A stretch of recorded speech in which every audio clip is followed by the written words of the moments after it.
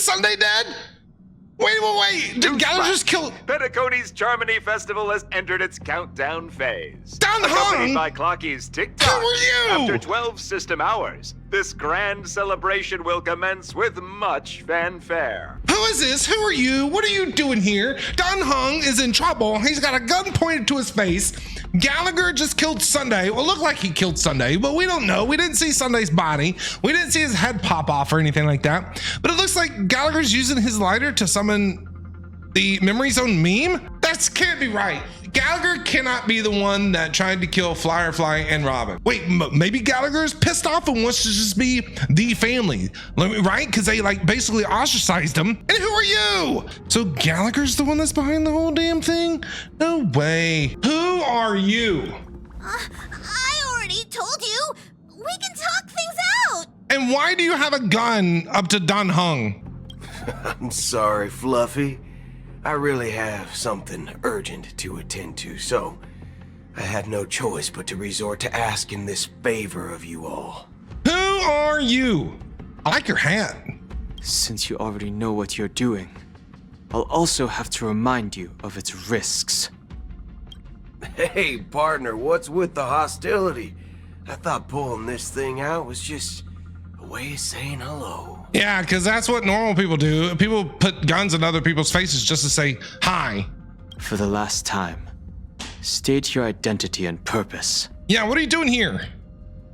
My name's Boot Hill, and I'm a Galaxy Ranger. Are you like Acheron? Do you know Acheron? Your name's Boot Hill? Dude, Boot Hill, hi, what's up, bro? He looks like he'd be a fun time, but he's scary. He's scary. Galaxy Ranger? You look like you seen a ghost. Did you think we all went extinct? Boot Hill. Well, that's the price you pay for being off-grid for too long. Badass Boot Hill, I can tell you that. Damn. The righteous heroes of the hunt would never hijack the Astral Express. I ain't hijacked anything. What is he doing chatting here? with someone while holding the gun is considered a hijacking? I feel like I've heard his voice before. Was he the one that was on the phone? Wait, he was the one that was on the phone talking to Black Swan. He's looking for Acheron. Right? He's the one that's looking for Acheron? It probably is. Pardon my frankness, She ain't here. but there are plenty of rumors in the cosmos regarding the Galaxy Ranger's current status. It's like a And sheriff. none of them are pretty stories. I have a hard time believing you. Oh, this is hilarious. The tale that this bunch of fools spin is getting out of hand. There's even a bit about the Galaxy Rangers being turned into gibbons by Dr. Primitive, and they're in some valley screwing around on swings. Bro, what are you wearing, dude? What do you have on? Is that like a half jacket, vest, zip up looking thing? What is going on? What? Oh, where do you get your clothes from? He must shop at Hot Topic. He's got to be shopping at Hot Topic. I mean, look at what he's wearing.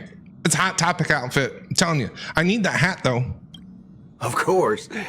I know you won't believe me, which is also why, similarly, I have a hard time believing that you're the real Nameless. I don't know if we should answer him and tell him that we are or not. Because if we tell him that we are, he's going to stand there. If we tell him that we're not, maybe he goes away, but maybe he also shoots you in the face. See the bullets in this gun? 9mm. An eternal classic. I may need the Astral Express's help right now, but if you're an imposter just like that one, then this bullet might just end up in my head. I can't allow myself to be exposed to danger. That's This is just Star the Rail. way it goes. So, you all have to first prove yourselves. Huh? Where are you going? Don Hung's like, I ain't got time for this. Recognize this? No. It's a model fudger. The Jade Abacus of Ally and Oath. The CN Joe really gave this to you guys? Did he just say muddle fudger? Muddle fudger? This is the Jade Abacus gifted to the Express by the Shenzhou Local General, Jing Yuan. Its presence on board serves as the Shenzhou Alliance's official recognition of the Express. Don Hung being all serious. Is that enough? Not bad, kiddo.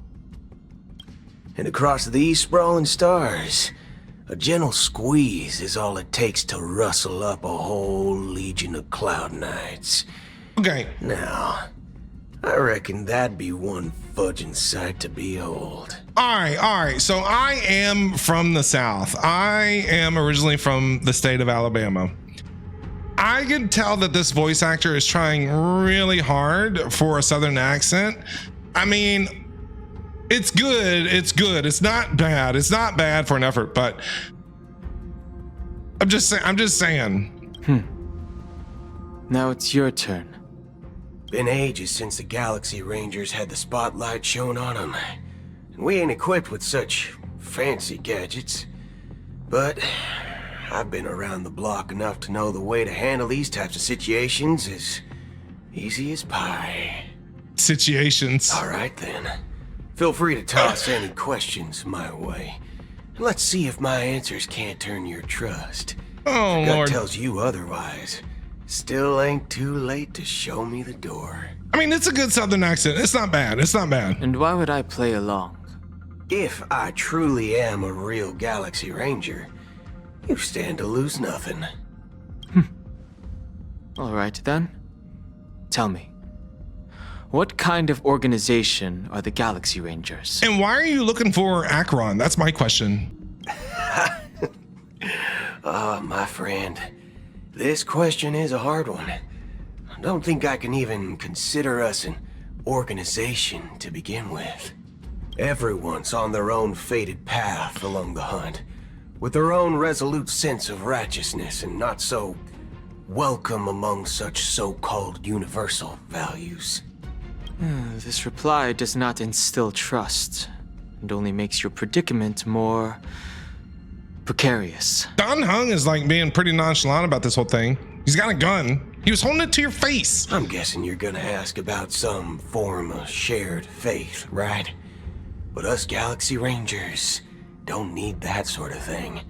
What brings us together is a shared bottom line. Never bully the I weak. need that hat. Never kill the innocent. These oaths aren't some lofty beliefs, but the fundamental bottom line that one must never cross as a person. As Galaxy Rangers, we strictly adhere to the bottom line.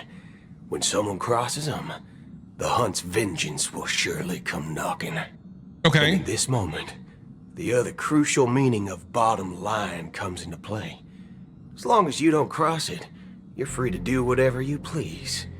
You catch my drift? I seriously need that hat, bro. I need that hat. Where can I get one? Second question. Maybe I'll do like a Boot Hill cosplay. Why do you seek trouble with the Astral Express? I already said that I seek no trouble. I must go to Penacony for a matter. You're looking for Akron. I don't have an invite, and I can't even enter the family's hotel doors. What do you want me to do? What do you want If us to do? only I could borrow the Nameless's identity. Oh, The entire cosmos knows you're guests of the family. I see what he wants to do. Aren't the Galaxy Rangers also esteemed guests? Oh, you've hit the nail on the head. This is why I'm here. It's fine if I tell you. The Rangers are pursuing an imposter. A son of a nice lady posing as one of us. Son of a nice She's lady. on Penacony right now. So Akron isn't part of the Galaxy Rangers. Son of a nice lady. My informant is a memo keeper. She's the same as all mimetic organisms. Appearing Swan. one moment and gone the next. Ugh, she scares the fudge out of me. Still, she gave me some vital info. That So Galaxy Black Ranger Swan. imposter. Who is it? Akron. Is that the third question? Is it a hard question? It isn't. Just that you might not believe me. Yeah. That person calls herself Acheron. And according to our informant, she could be an emanator of nihility. Well, we know that she is. That's impossible. That's what I said. Don't worry. When I first received the news, I had the exact same reaction as you. Man, look at those abs. IX never gives anyone so much as a first glance, and that's perfectly normal. What reason would they have to bequeath strength unto mortals? Then you must know that emanators can also conceal their own identities, which, for many people, it's better that way. Otherwise, there'd be wanton bloodshed across the cosmos, or even, perhaps, turning their back on the path they're supposed to follow. All right, so let me make sure I have this right. So when we saw Acheron and Adventuring and the Black Hole, right? So the Acheron that we saw there is the real Acheron, not concealing her identity, but the real version of her. But the version that we see out in like Penacony and all that stuff with the purple and all that stuff, that's like her concealing her identity, right? I had the good fortune of running into an elation emanator. Its appearance was no different than that of those clowns. If it weren't through sheer luck that I got it drunk, I would have never known of its eminent status. Even in the purest hunt, you'll find the Xianzhou Alliance under the spotlight and Galaxy Rangers lurking in the shadows. Paths are inevitably concepts created by people and exist in planes beyond our understanding. To reckon that nihility emanators don't exist, well, maybe we just ain't nihilistic enough. Well, what are you gonna do when you find her? What are you gonna do when you catch her? So, do you understand now? Your companions are in danger. I don't think we It's are. pretty harrowing. If you don't want to believe me, you'd best send a message to them, but I'd advise you to move fast. We don't know what's happening in the dreamscape or how much of what the memo keeper said is true. And that Acheron, who knows what she intends to do? So many questions. I have so many questions about everything with Boot Hill Acheron. Why is he trying to... I don't intend to do anything. Oh, man, it makes me kind of wonder. And why did she say that she's a Galaxy Ranger? That's not up to you. And who are you? Did you know? People who come to the land of dreams for the first time, they'll subconsciously stop to reaffirm that they're still walking on solid ground. And then they will unanimously raise their heads to gaze at the sky. Whose voice is that? Be it reality or dream, staring at the sky is instinctual for humanity. Since the day that the golden hour was completed, it's always been there, watching over every single night of decadence. But now this night sky has been mercilessly severed, dyed with the mist of nihility. And this whole event happened within the course of a single slash of a blade. What if she just turns around and is like, I don't know how that happened. Wasn't me. You know? A single slash of a blade isn't really accurate. It was actually 2 blades, just that the second one was faster. Ooh. That's not the point. Who is this? Many guests who weren't supposed to be invited have gathered at this banquet. Even if the harmony is all-embracing, I have no choice but to show some of them the door.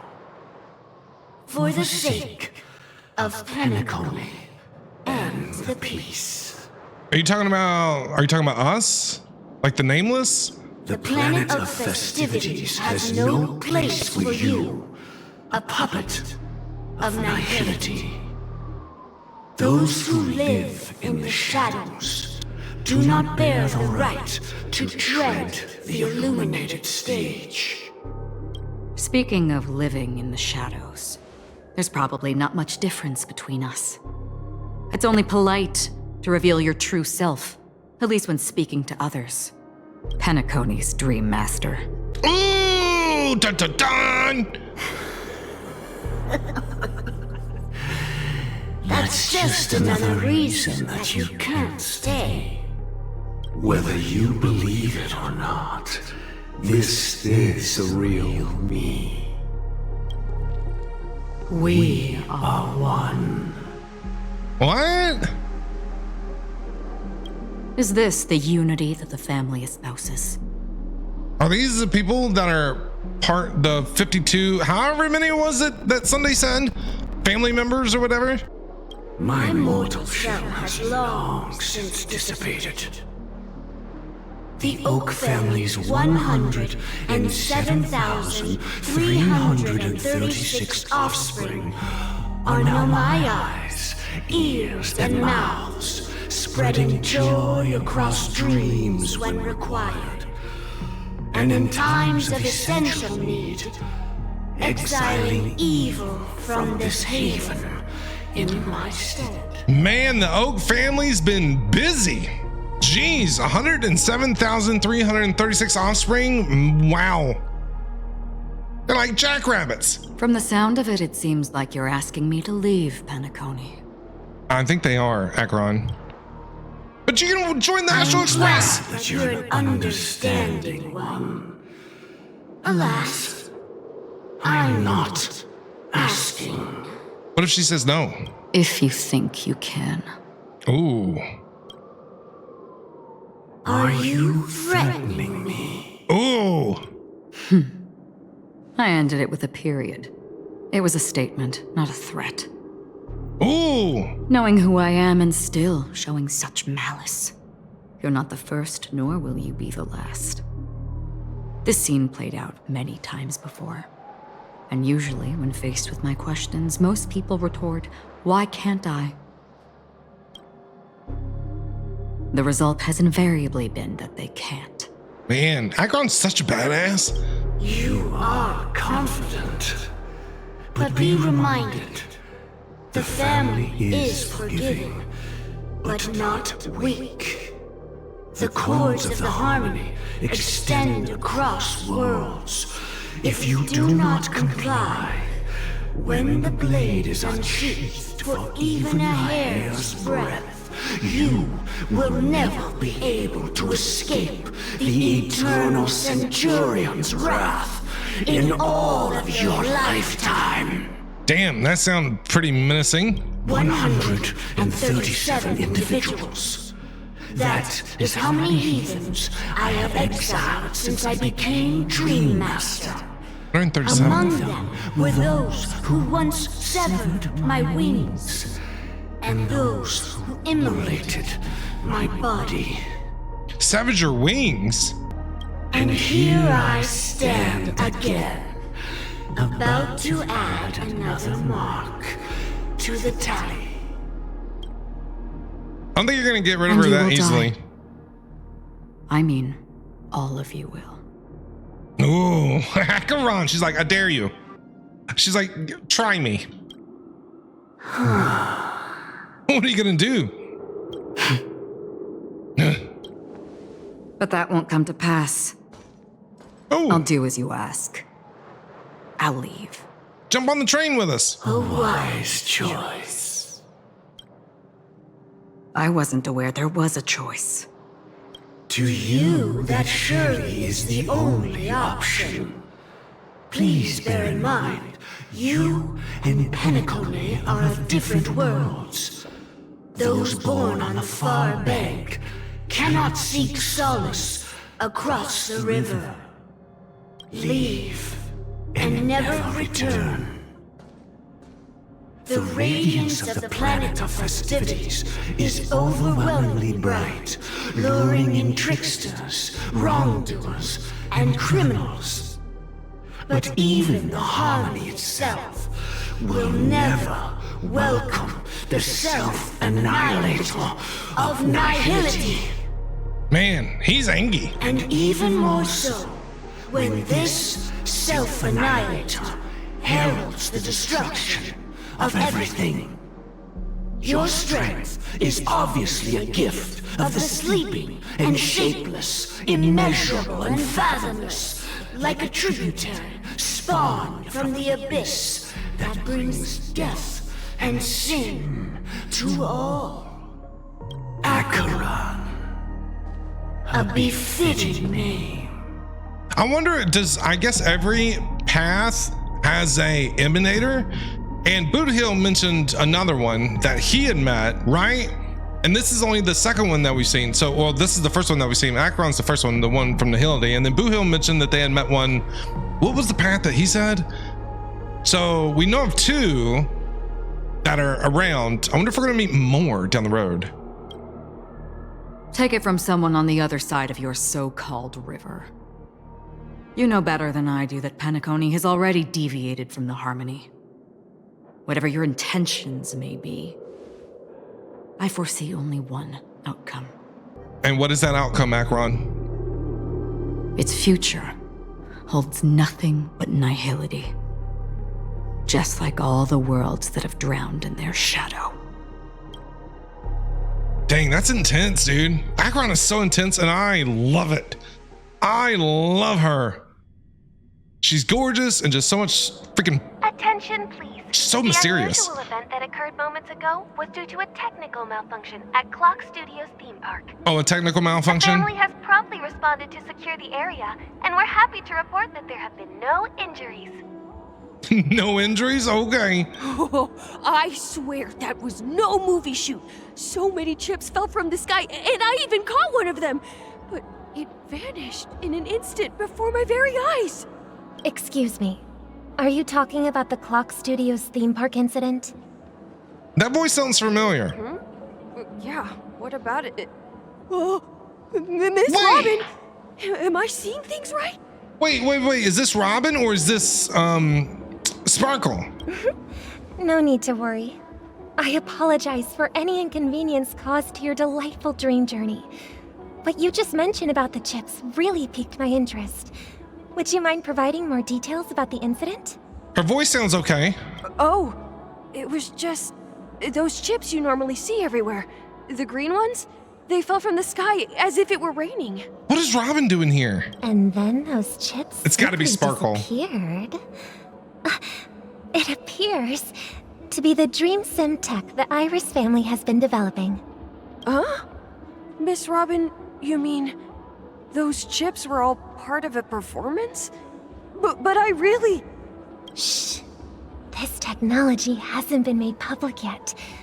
It was originally planned to debut at the Charmony Festival, but it seems it's been leaked. Can you help me keep this secret? The raining chips were supposed to be part of my act. Oh, I see. Then it all makes sense now. I'll do anything to help make the Charmony Festival a success. Charmony Festival. And I'm going to assume that that's where this whole quest in Penacony ends. Something is going to happen at this festival. Thank you. As appreciation, I'd like to give you a token gift. Oh, it's the button. Oh, this button is... Press it at just the right moment in the celebration. And there could It's be an Sparkle. unexpected treat in store for you. It's Sparkle. All right. It looks like the You other little guests sneak. were also confused. I'll have to excuse myself.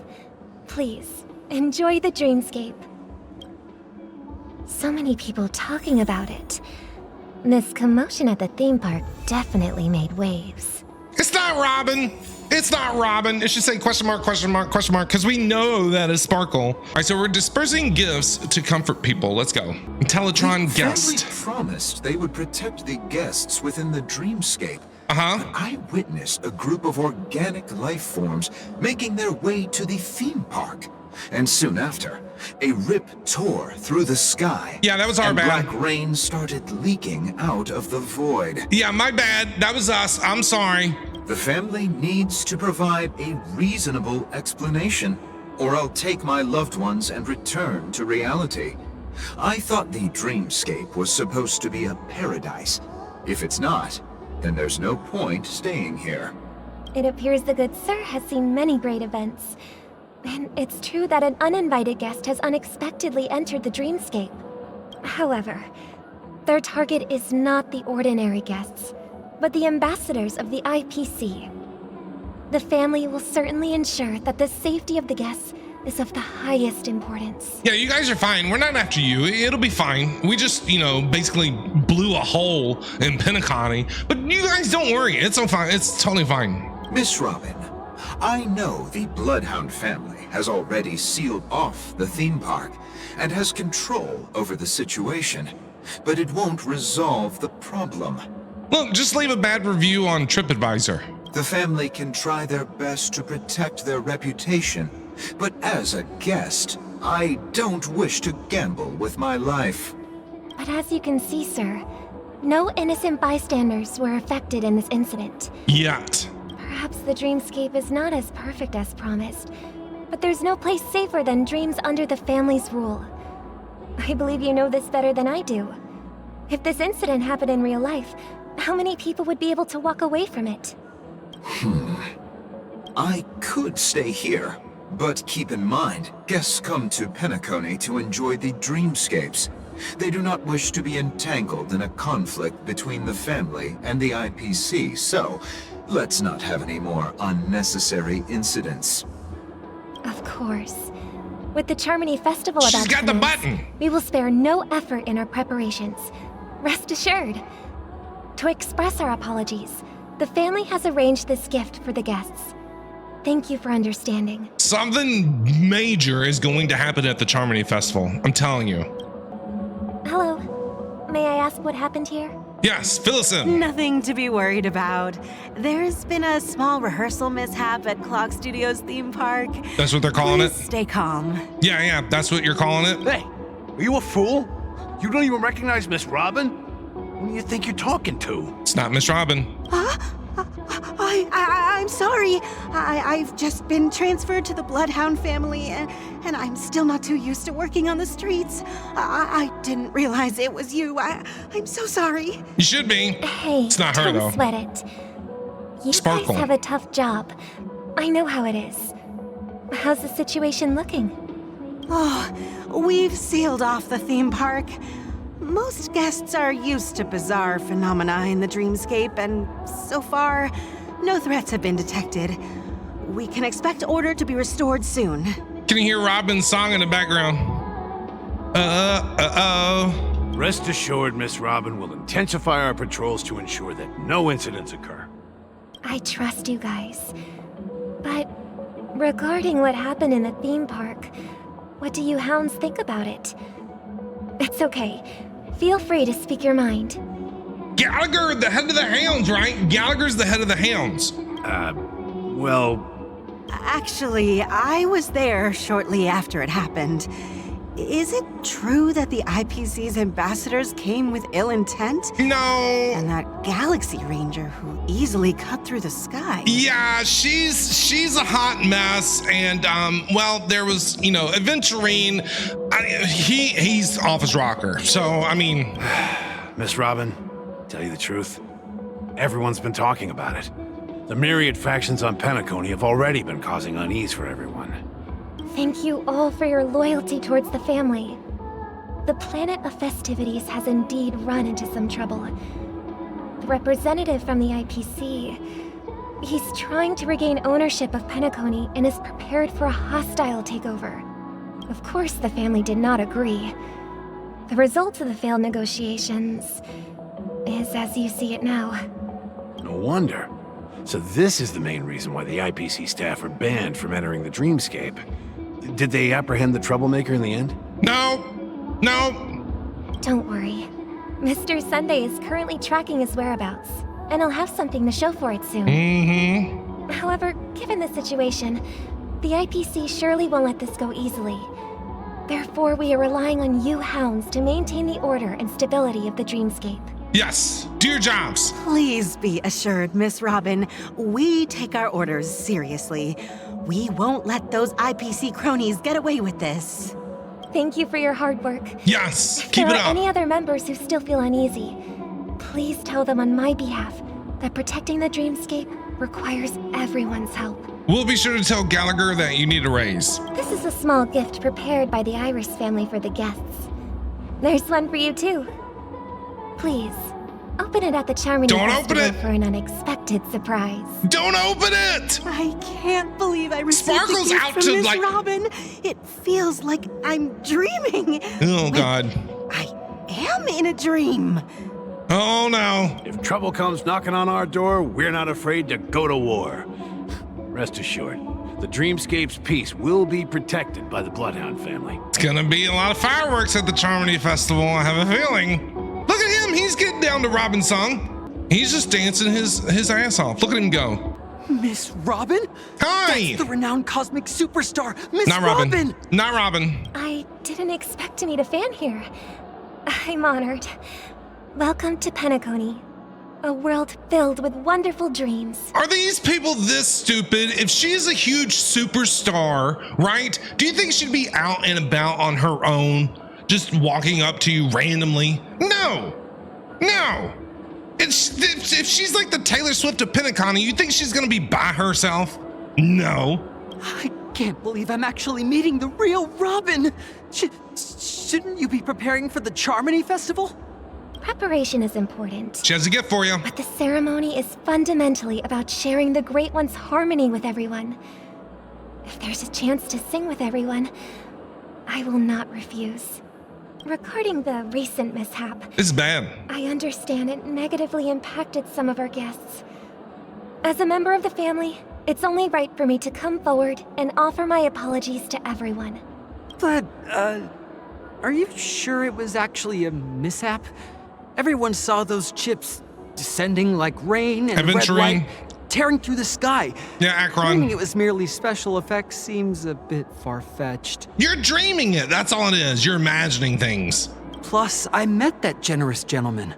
He looked really out of it and kept talking to himself. Is this also part of the performance? Everyone, please do not panic. I believe that the family will give everyone a satisfactory answer in due time. Okay. Even if you say so, Miss Robin, it's hard to believe. Yeah. Some people just never listen, do they? It's never ending. Sparkle getting Just pissed. goes on and on. I'm getting really tired of this. Miss Robin? Still, I suppose I should keep on helping everyone.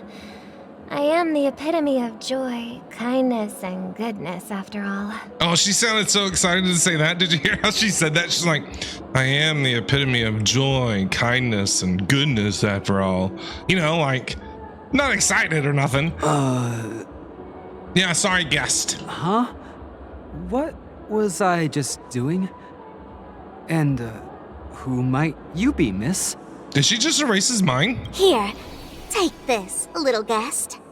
This gift has been specially prepared for you by the family. Yeah, only open it at the Charmony Festival. Make sure to take good care of it until the opening of the Charmony Festival. Then, when the show reaches its climax, press the button together with the others around you. I have a feeling this is gonna be wild. You never know. Something very exciting might happen. No, this is bad. This is real bad. In the meantime, where are we going now? Where it all began. Holy! You entered the golden hour from this place. And it is also from here where you will enter the true Penacony. Firefly, I have so many questions right now. You have no idea. How are you, Sam? Did you not die? Are you a Stellaron hunter? Do you know Kafka? Do you know Elio? Do you know a Blade? I have so many questions for Firefly. Were you just lying to me that whole time? Like, you tried to attack me. Sam tried to attack me. Like, what's going on? Firefly, what are you doing here? What do we do? What do we do about her? It is a pleasure to journey alongside you once more. No, I don't know who you are. But it's time I laid bare the entire gonna... truth before you. As you might have heard. Yes. I also go by another name. Yes. Stellaron Hunter Sam. And how is that possible? Are you all right? You lied to me. Are you Firefly's soul? Who is this person? No, I don't want to call her a liar because she's too sweet. Are you Firefly's soul? I have many questions. Oh, you have no idea. Do you remember when we encountered death in that strange dreamscape? Yes. When I was caught by that meme. Right. Memory zone meme, yeah, huh? In that instant before it killed me, I saw the reflection of another dreamscape in its ghastly pupils. Wait, are you talking about the dreamscape that we've been with Mikhail or whatever? That the whole Mikhail thing's been going on?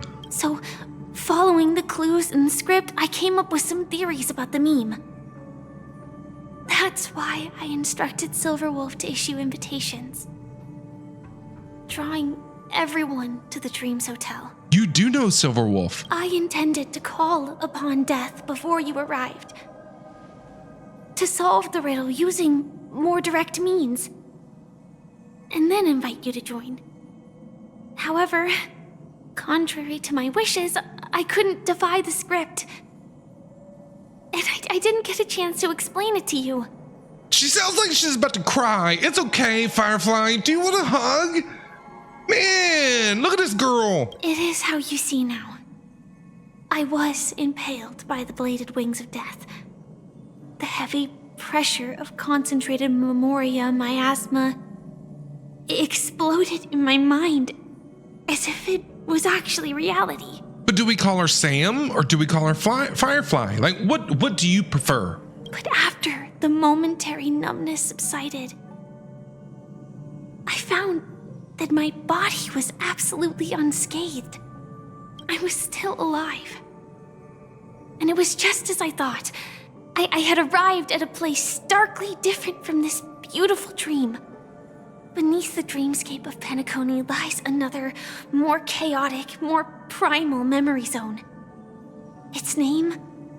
Land of the Exiles. Land of the Exiles? And so, then I returned to the hotel in the dreamscape, hoping to tell you of its existence. Yet I could not reveal my own identity. So, I could only divert your party's attention and lure you away from the battlefield. Dude, Firefly's voice acting in this, whoever is voice acting Firefly in this moment right here, whatever, top tier, complete top tier. You can feel and hear the emotions in her voice. That is so good. And after all my attempts proved futile. So good. It wasn't until not long ago when a crimson blade of light shattered the high wall of the dream. Yeah, that was Akron. Causing you all to fall far into the abyssal depths of the dreamscape. That I was able to awaken you and your companions one by one. And that's it. That is all that's happened so far. Okay. I'm completely understand. I'm still a little confused. A little confused. I know it's tough to believe all this without reservations. I just want to say, you are very close to the final answer. Just one more thing needs to be done. And then I can prove it to you. Okay, what needs to be done? Now, let's leave this place. Please close your eyes. Where are we going? Take a deep breath and visualize the dreamscape's outline in your heart. And remember, you must not open your eyes at all times. Okay. 3, 2, 1. I'm afraid. Don't be afraid. The one who has come to greet us has arrived. Who? After a piercing screech, a thick and ferocious surge of memoria crashes into your chest, churning and ravaging. Your consciousness becomes like scraps of paper caught in a whirlpool, breaking apart, dissolving, and dispersing within the turbulent, muddy current. Innumerable voices resonated through the symphony of Memoria like roaring thunder, and among them, one echo stood out with exceptional clarity. You knew it came from the girl beside you, your hearts beating to the same rhythm, peaceful and even more peaceful, until in that quiet darkness, memories ripple into existence. ... I never knew you could do this. That's Blade! Firefly is hanging out with Blade! What is he doing in a suit? Why is he driving a car? Where are we? Where is this? Blade's just driving down the road, down the highway. Where's this? Do you have a driver's license? I do. Oh, do you? That is surprising. I didn't even know these things existed. Why? Because this is Japella, the city of sins. Japella? Is that like Vegas? Vegas is called Sin City. No, it's nothing. I'm just thinking that you haven't slept in 20 system hours. Are you sure you're okay? It's a lot of not sleeping. I'm fine. I'll survive. Same goes for you. It's weird for me to see Firefly with Blade, because we always see Kafka with Blade. We've never seen anybody else with him. Do you know what I mean? I'm not so sure about that. Slow down a bit. He's a speedster. Infiltration is over. Don't get pulled over. Feel free to activate Sam anytime you like. There's still some time before the next part of the script unfolds. Let me stay a little longer in this body. So she can transform into Sam anytime she wants to. A long silence ensued. Neither of them brought up any topic, seemingly accustomed to the silence. It wasn't until much later that a soft sigh once again broke the quiet in the car. Such a long tunnel. Didn't feel this long when I set off. In half a system hour, it will lead us to Kafka. And then comes the downfall of the Japella Brotherhood. We love Kafka. Is that also part of the script? It's in your script too. Sorry. I didn't notice. But wait. If they're Stellaron hunters, right? And I have a Stellaron, they're after me, aren't they? Am I right about that? Like, Kafka and Blade are after me because I have a Stellaron. But do they know that? Their destiny won't change just because of your selective ignorance. I told you before, it's a bad habit. Oh, that's right. Kafka at the beginning gave us the Stellaron. That's right. At the very, very beginning, Kafka is the one that gave the Stellaron to us. I'm stupid. What about you then? Is this the moment you finally find the death you've been looking for? You're talking about Gallagher. As always, it's a blank slate. It's not on this planet. Why the sudden inquiry? Because I'm currently in a car with a sleep-deprived driver. I just want to get there in one piece. I'm sure you will. Blade seems like he might be a good driver. This car has full self-driving capabilities. Was it a Tesla? I'll just put my hand on the steering wheel. Will that do? He's driving a Tesla. Hey, don't take everything so seriously. Elio would always say there's only one type of destiny. The inescapable type. He can see the future, and we, likewise, are aware of our predetermined end. But before that moment arrives, we can still choose what we do. We all have this right, don't we? True. After today, Japella's name will disappear from cosmic history. Japella. And the Everflame Mansion will take its place. In the not-too-distant future, you'll receive an invitation. That's your next stop. Penacony. Land of the dreams. Penacony. I hope you find whatever you seek there. Be it answers or salvation. Well, she found us. Her bestie. She has a new bestie. Us. MC. Glad to see you're safe and sound. Welt! Holy shit, Welt! I don't know what's going on, bro. What happened? Penacony blew up and just all hell has broken loose. Things are going on. Do you have any explanations? Because somebody needs to explain this to me. Is this that voice just now? Mr. Yang, you're here too? Close your eyes. This is the answer. Close my eyes. Isn't it incredible? What? The monster that we have always known as Death is actually the guardian of the land of the exiles. Wait, are we in the land of the exiles right now? It abides by a certain rule. Abducting people from their dreams and bringing them here. Okay. The question that has been perplexing us, does death really exist in the dreamscape, appears to be a cognitive trap. It was laid by those orchestrating events from the shadows to cover up the truth behind the disappearances and the existence of this fortress known as Dreamflux Reef. Okay. Every emergence of that meme is related to the Watchmaker. Since Dreamflux Reef is where it brings its captives, it's likely that many of our long-standing questions will be answered in this place. Okay. I hope so. The atmosphere here is Does it have a lot? starkly different from the beautiful dream. Yeah, it's dark and dingy. There are no regulators here like the family. And they all look like they're mildly dazed. But from the whispers of the residents, I've heard a familiar name. Gallagher. Dun dun dun! It's that man again. Always in the right place at the right time.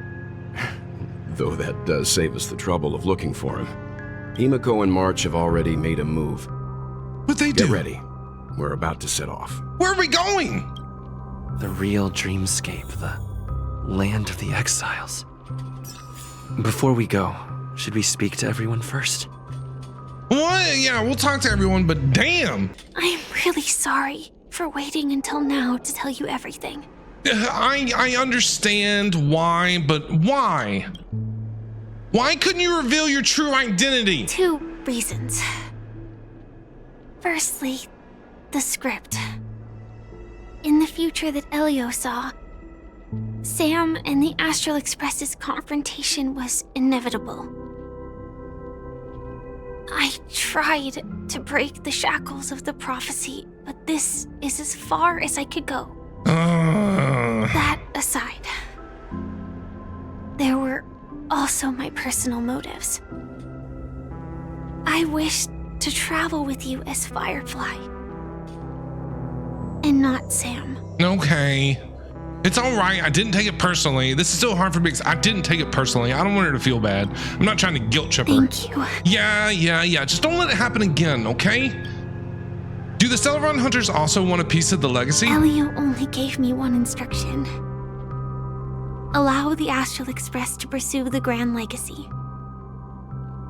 It means that the Watchmaker's legacy holds great significance to trailblazing. And to you. Elio's scripts used to revolve and expand around certain specific Stellarons. How many Stellaron Hunters are there? But with your appearance, this condition has apparently ceased to be appropriate. Perhaps he also saw the impossible in the future.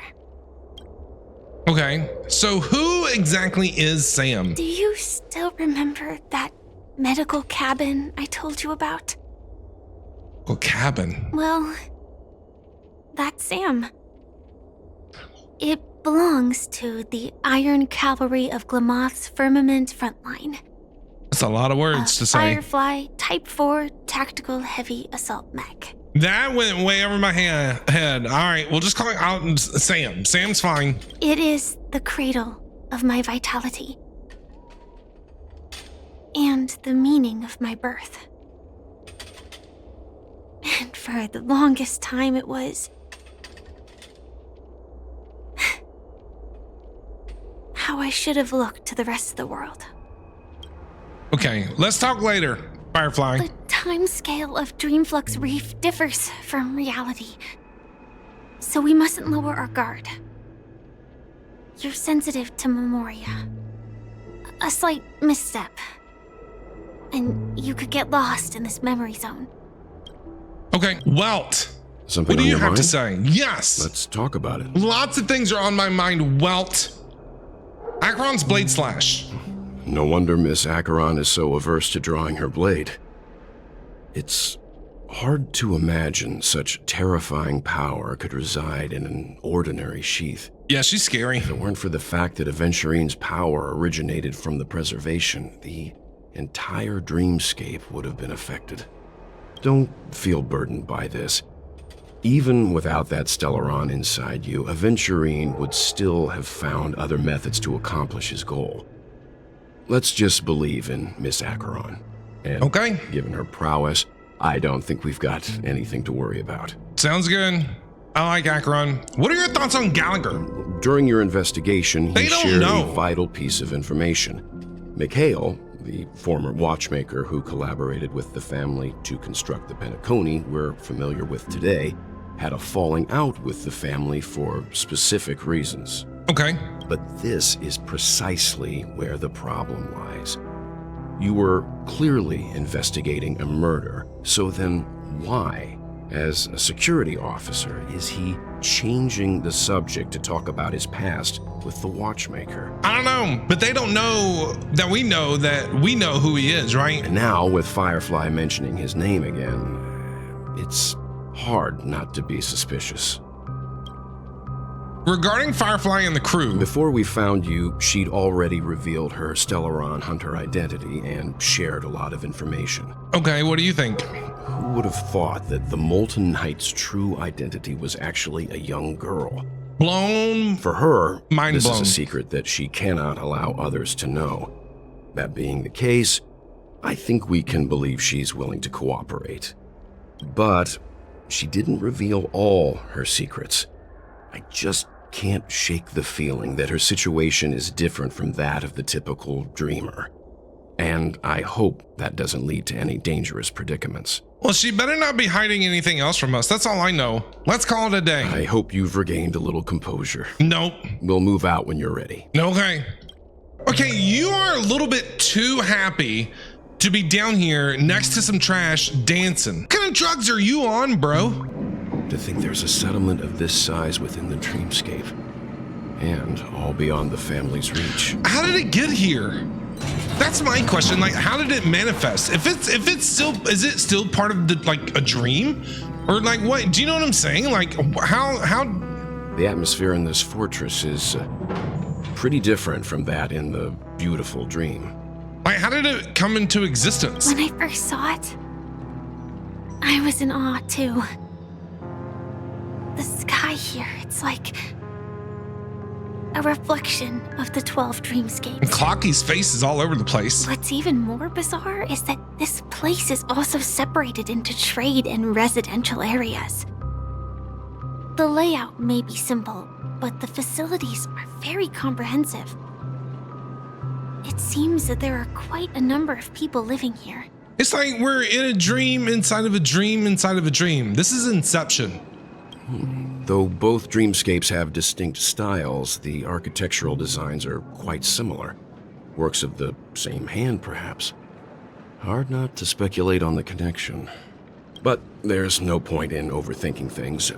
Let's meet up with Himiko and the others first. All right, let's go. Take a right turn at the end of this road and you'll reach the trade district. There are more people there. And perhaps someone knows where she is. Sounds good. Not coming with us? Yeah, what are you gonna do? The Astral Express likely needs room for some internal deliberation. In the meantime, I'll try and locate Gallagher. When you do nothing. Do you hear me, Miss Firefly? You call me, you shoot me a text, you say 911, okay? Whatever it is you do, when you find that guy, you do nothing. You come and find me. Sure. Let's reconnect later. Jeez. Letting her go was the right decision. Further observations are needed before we decide whether to trust her. But first, there's someone I need to talk to. Who are you gonna go talk to? Let's go. I'm sure you've already noticed him. Mika! Wait, is that Mika back here? Or is that no, not Mika. Why am I saying Mika from Genshin? Mashka? What was his name? Yep, I saw him right away. Who, a familiar face? I see him over here. He's back here. Mishka? He's right over there. Misha. The Reverie Hotel's bellboy.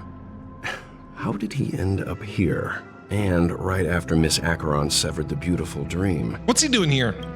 We'd better check, just to be sure. Okay, he's over there chatting with Clocky.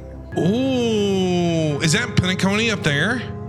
So we literally are below Penacony. You know what this is reminding me of? If you've ever played Final Fantasy VII or Final Fantasy VII Rebirth or, whatever, remake, it's kind of like the same kind of thing where the upper levels are like the rich people and the lower levels are the poor people.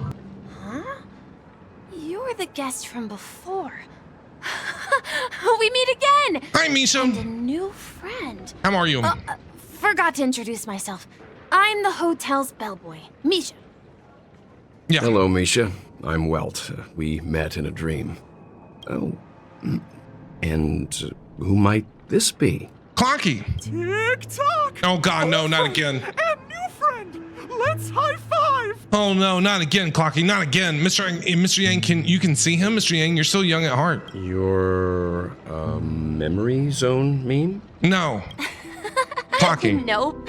Clocky is a good friend of mine. We all live here. How did you two get here? This dreamscape isn't supposed to be open to the public. I don't know how we got here, Misha. I wonder if it has something to do with Sleepy. Sleepy? Who is Sleepy? So, this is your home? Yep. After my work in the beautiful dream ends, I'll go back home. Commuting used to be more convenient, but ever since travel became cumbersome, Sleepy started ferrying people back and forth between the two dreamscapes. Who is Sleepy? This Sleepy. Can you describe what it looks like? Sleepy is a memory zone meme. Looks fierce and has many eyes. But it's actually really well behaved. Gallagher's been taking care of it. Oh, the description, could it be Gallagher again? Based on the description, that meme is indisputably death. A nightmare for the family, but for the people who live here, well, that couldn't be further from the truth. Okay. Death? Not in a dream, surely. Sleepy's just a little aggressive, and sometimes messes up by fetching the wrong guess. But it would never hurt anyone. All right, so it wasn't killing people, and we thought that people were dying, but it actually wasn't killing people. It was just taking people from the golden hour and bringing them down here to this place, the land of the exiles. For what reason, though? Like, why? I see. Has it brought back any guests recently, say, in the last day or two? We're currently investigating a missing person case that occurred within the beautiful dream. Oh my good God. I see. Then you'll have to speak with Gallagher. Yeah, we're gonna have a nice long talk with him. He's currently busy hosting a visitor from the Oak family and specifically asked not to be disturbed. Ooh, who's the visitor? Sunday! Mr. Yang, the person you're looking for, is it Miss Robin? Just as I thought. Robin? Considering what happened with Miss Firefly, this doesn't come as a surprise. Wait, is Robin down here in the land of the exiles? Is that what happened? Did the meme catch her? But if that's the case, who did we see in the tub that had, like, all kinds of things going on? If you're looking for Miss Robin, I can lead the way. She told me that she'd be willing to meet with outside guests. If it's not too much trouble. Also, we're looking for our missing companions. A woman with red hair accompanied by a girl with pink hair. Have you seen them? Yes. Oh, I haven't. But please, rest assured. Dreamflux Reef is a small place, and it's not as bustling as the beautiful dream, but its safety is unmatched. How about this? Since it's your first time here in Dreamflux Reef, I'll be your guide and help you find your companions. Yes, and please, then we Misha. can all go visit Miss Robin together. Let's go. She's gone to Mrs. Grace's to visit the children. Mrs. Grace's. She won't be leaving anytime soon, so there should be enough time. All right, then. We'll follow your plan. Yes. Let's go. Well, we now know the answer to both murder cases that have caused such commotion in Penacony. As for the intentions of the mastermind behind it all, we're still none the wiser.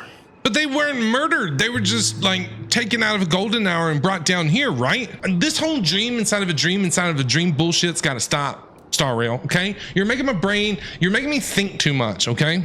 I'm a gym teacher, all right? It has to be Gallagher who's behind it all. That visitor from the Oak family is worth learning more about. That name's Sleepy. No idea. But its connection to Gallagher is worth digging into. Regardless, we have to find him. Yeah, we do. Say, you mentioned before that you saw Clocky that only you could see, right? Wait. If Gallagher stabbed Sunday, wouldn't Sunday be down here too? That means Sunday's down here. He's all down here. What if Gallagher is trying to save people and not, because he knows like something's gonna happen at the Charmony Festival, right? All hell's gonna break loose because Sparkle, the fool, is running around giving everybody buttons to blow the whole place up, right? And he's stabbing people to bring them down here to keep them safe. He's right here. He was with Misha at that time. You also saw him, Mr. Yang. You know what I'm saying? Shake off this strange Saturday, feeling. Sunday, whatever the hell his name is. Am I really still so young at heart? You know what damn day of the weekend I'm talking about? Forget it. It's not important. We'd better just follow Misha. Let's go. I keep saying Saturday instead of Sunday because I'm an idiot. Everyone, look! From here, you can see the most spectacular black view hole? of Dreamflux Reef.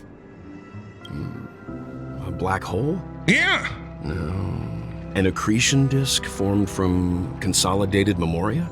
Black holes are bad. Was Dreamflux Reef built on such unstable memoria? Oh, so Mr. Yang is also versed in Memoria dynamics.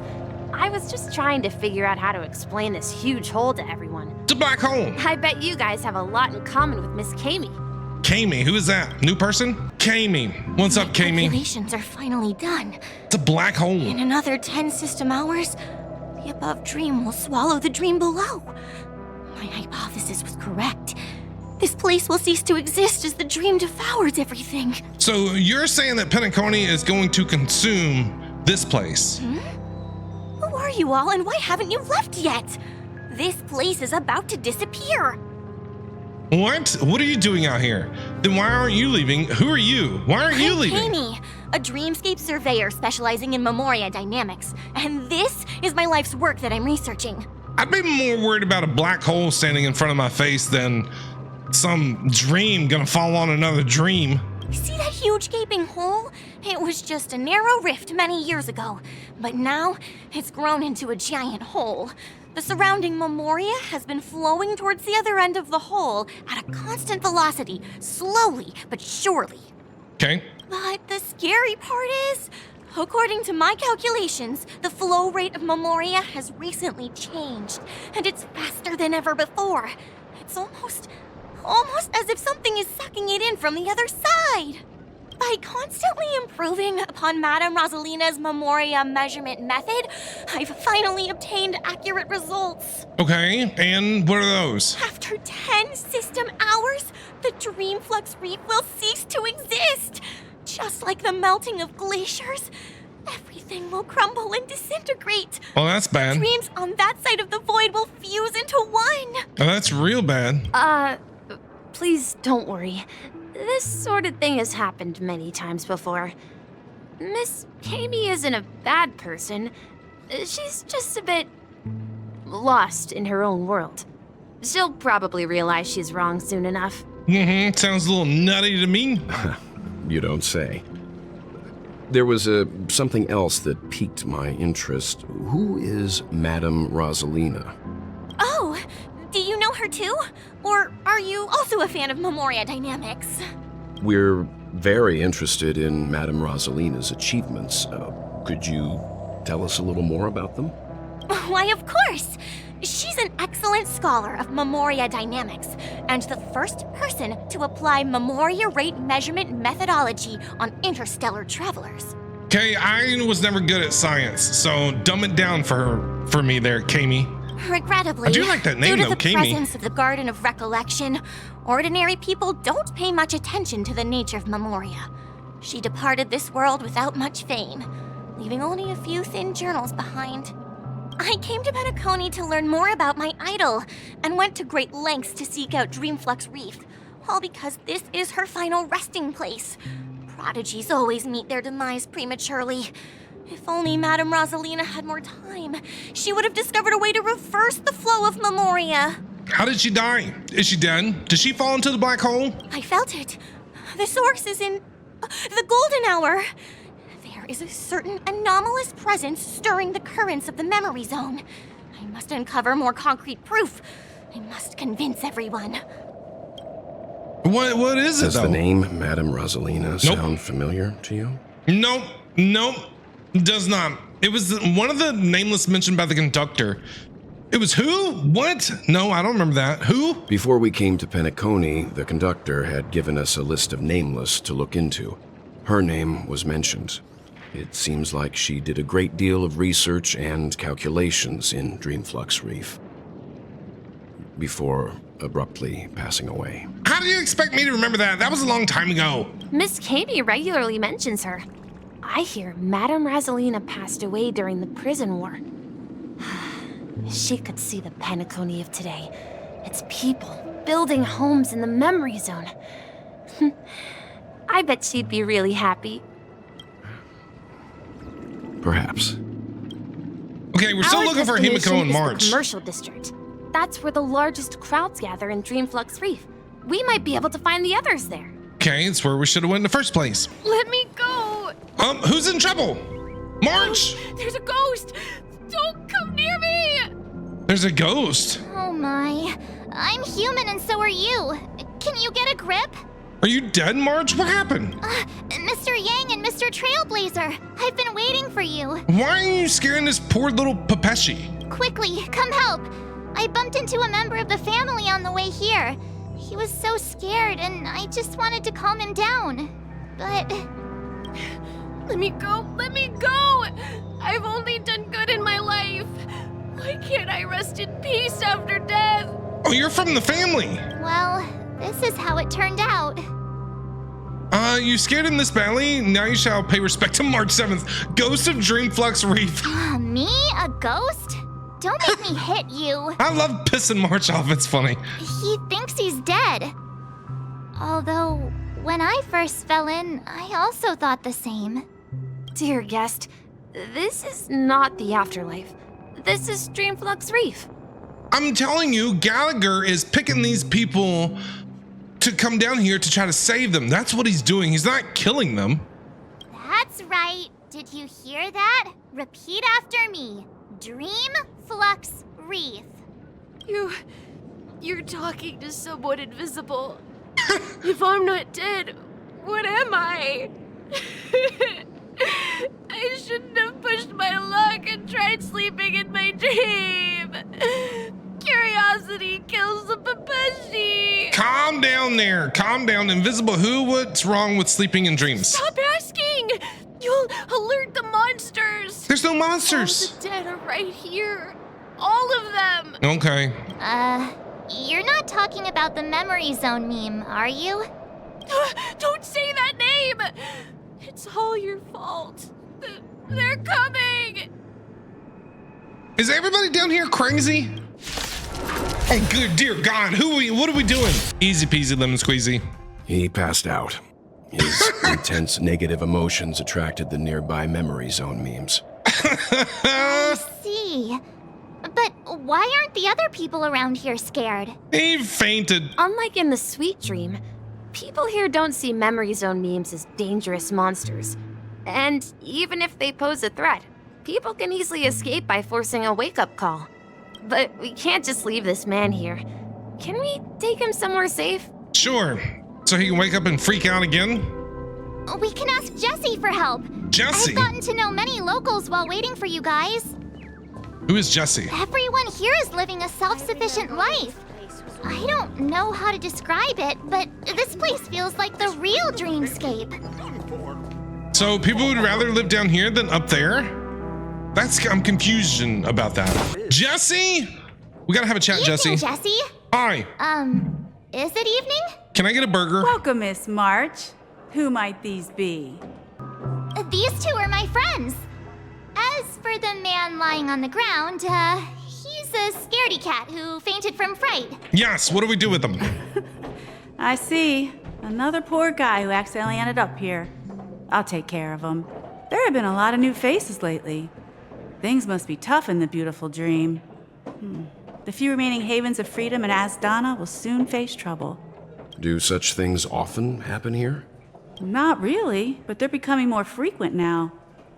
Guess it's one of the signs of the Sweet Dreams collapse.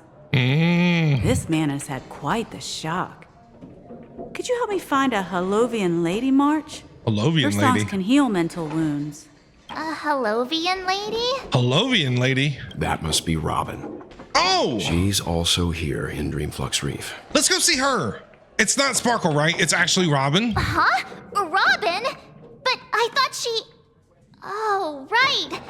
If Firefly is here safe and sound, then it means Robin must be okay too. And Sparkle is just playing Robin in the golden hour. Misha is about to take us to her to find out what happened. But before that, let's meet up with Himiko. You were with her earlier, right? Where's she at? We met some stowaways in the residential area. Most of them came from neighboring star systems. I heard that places like Dreamflux Reef are scattered throughout the memory zone of Asdana, like islands in the ocean. They existed before the family arrived. I also heard that when Dreamflux Reef took shape, it was the center of all dreamscapes in Penacony. If that's true, it's no wonder there are so many similarities between this place and the Sweet Dream. Himiko must be gathering information. Let's hurry up and get going. Let's go find her. Who's this handsome fella she's talking So to? that's how it is. Look We at this never guy. imagined we'd gather the remaining details here. How are you doing there, dude? I like your beard. To borrow Gallagher's Micah? catchphrase, what an unpredictable twist of fate. Himiko, here they are. Hi. Ah, perfect timing. Now that everyone's here, I'd like to introduce everyone to Micah, who's partly in charge of the Land of the Exiles. Micah, these are my companions. Hi, Micah. It's a pleasure to meet the Nameless. You know us? I've been keeping an eye on you since the day you arrived in Penacony.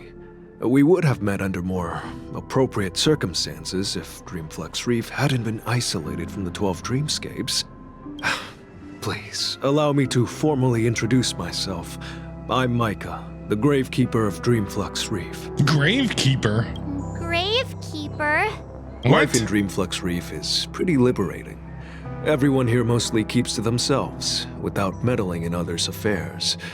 My daily task involves cleaning a few tombstones. Well, that sounds like fun. You're too modest, Micah.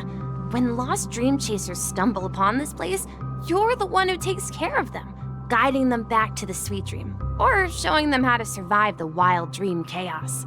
So, guardian of sorts. Okay. Were you talking to me, Mr. Yang?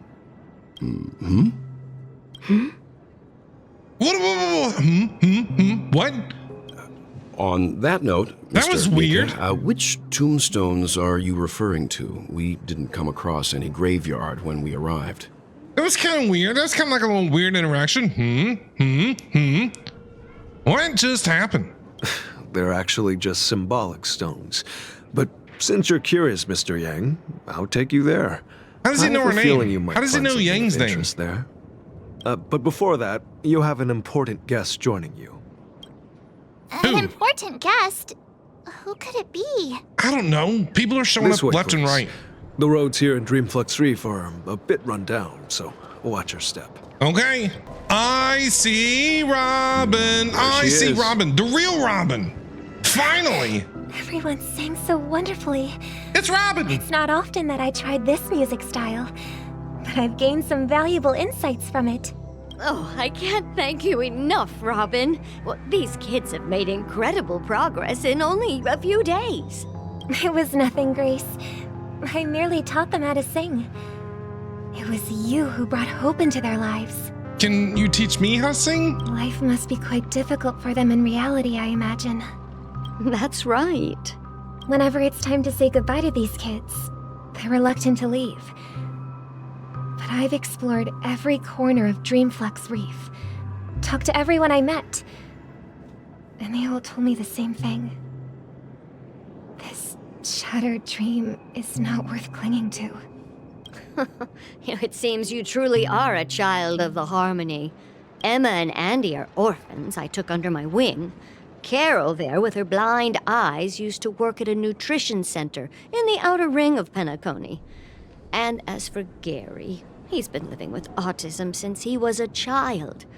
They're not old enough to enter the sweet dream managed by the family.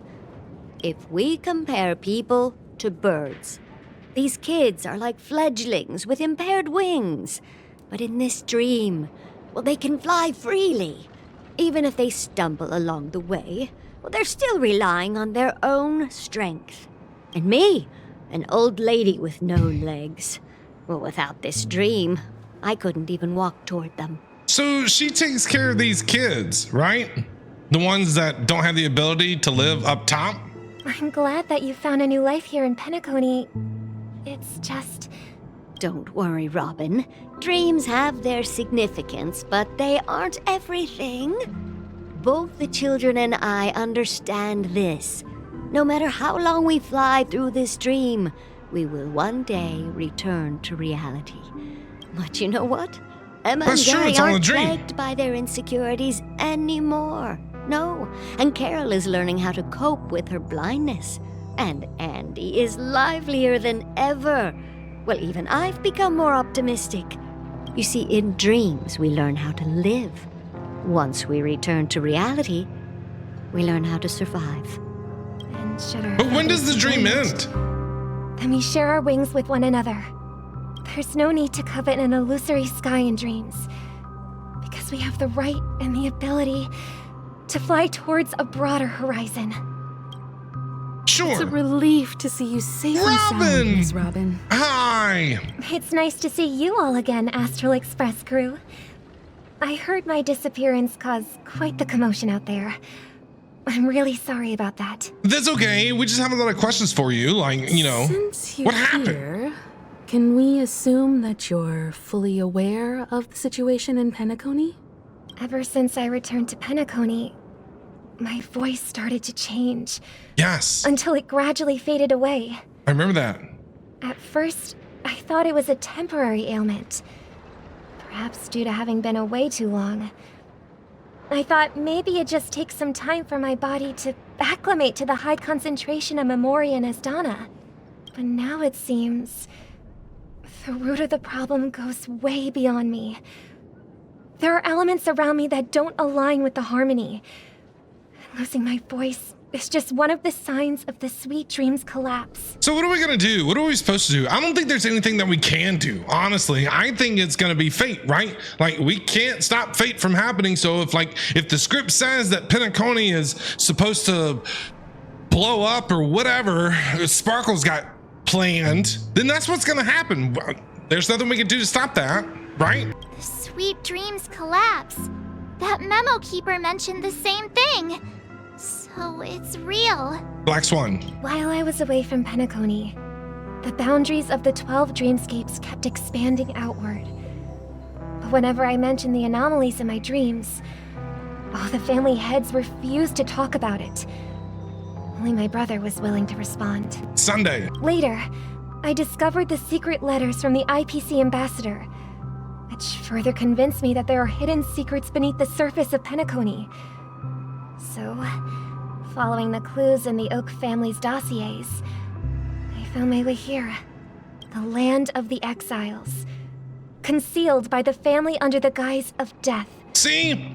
A dream within a dream, where Penacony's past is buried. It's Inception. It's Inception. I need to go back and watch that movie. You know, to maybe I can better understand what in the world's going on in this whole thing. I'm gonna watch Inception tonight. All right? Hearing you speak, it sounds as if your voice has made somewhat of a recovery. I hate to admit it, but the harmony in this place resonates more broadly than within the sweet dream. It's regrettable, but the family has experienced betrayal. The traitor, or traitors, abandoned their original principles and, using the name of harmony, exploited people's weaknesses to turn Penacony into the planet of festivities. trapping everyone in the illusion of the sweet dream. This is not the strong defending the weak, but rather the strong exploiting the weak. A world without equality won't ever be favored by the Harmony. And naturally, those voices blessed by them have lost the ability to sing. Okay, so Aeons, right? Them is Aeons. Could there be another force influencing the family's shift in philosophy, Miss Robin? Considering what happened with Acheron, it's difficult to conceive of another entity within the realm of the Harmony capable of influencing everyone. Unless a power surpassing that of an emanator is involved. I'd heard about what happened to the Xianzhou Alliance, but as far as I'm aware, the family hasn't faced any such external interventions. Who knows? Perhaps I've just been away too long and missed something. Regardless, I cannot accept my home is moving towards the very opposite of what the Harmony represents, while still claiming to uphold it. So what do you want to do? Robin, what do you want to do? I must uncover the reason why Mikhail cut ties with the family, and who exactly it was who betrayed us all. Who was it? Do you remember our arrangement, Mr. Micah? Well, here's my answer. What? I decided to forgo my role and never step foot on the Charmony Festival stage again. Sparkle will, though.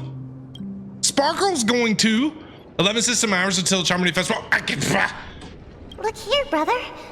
A little bird. What's so cute? Looks like a fledgling Charmony dove. But Charmony doves don't live here. So how did this little bird get here? Maybe its parents abandoned it? It looks weak and frail. Why don't we find something soft and make a nest for it? This place is too dangerous for a fledgling. Let's take it with us. We can put it on the wooden shelf in front of your window. It's a cute little bird. Okay. A bird like that must have a beautiful singing voice. But where will it live? I'll ask the family head to build a cage for it. A cage? But then it won't have the freedom to fly. Let's see. What is it that has captured the attention of the two best interpreters of the Great One? To the point that they've forgotten how to enjoy their dessert. Enjoy the dessert? They supposed to eat the bird? Oh, poor little thing. Doesn't look like it's doing well. I thought you were talking about they should eat the bird. I do.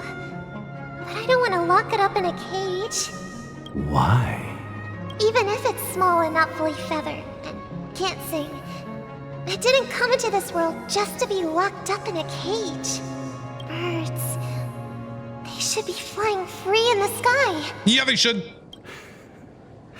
That's quite the romantic idea. And what about you, a young scholar?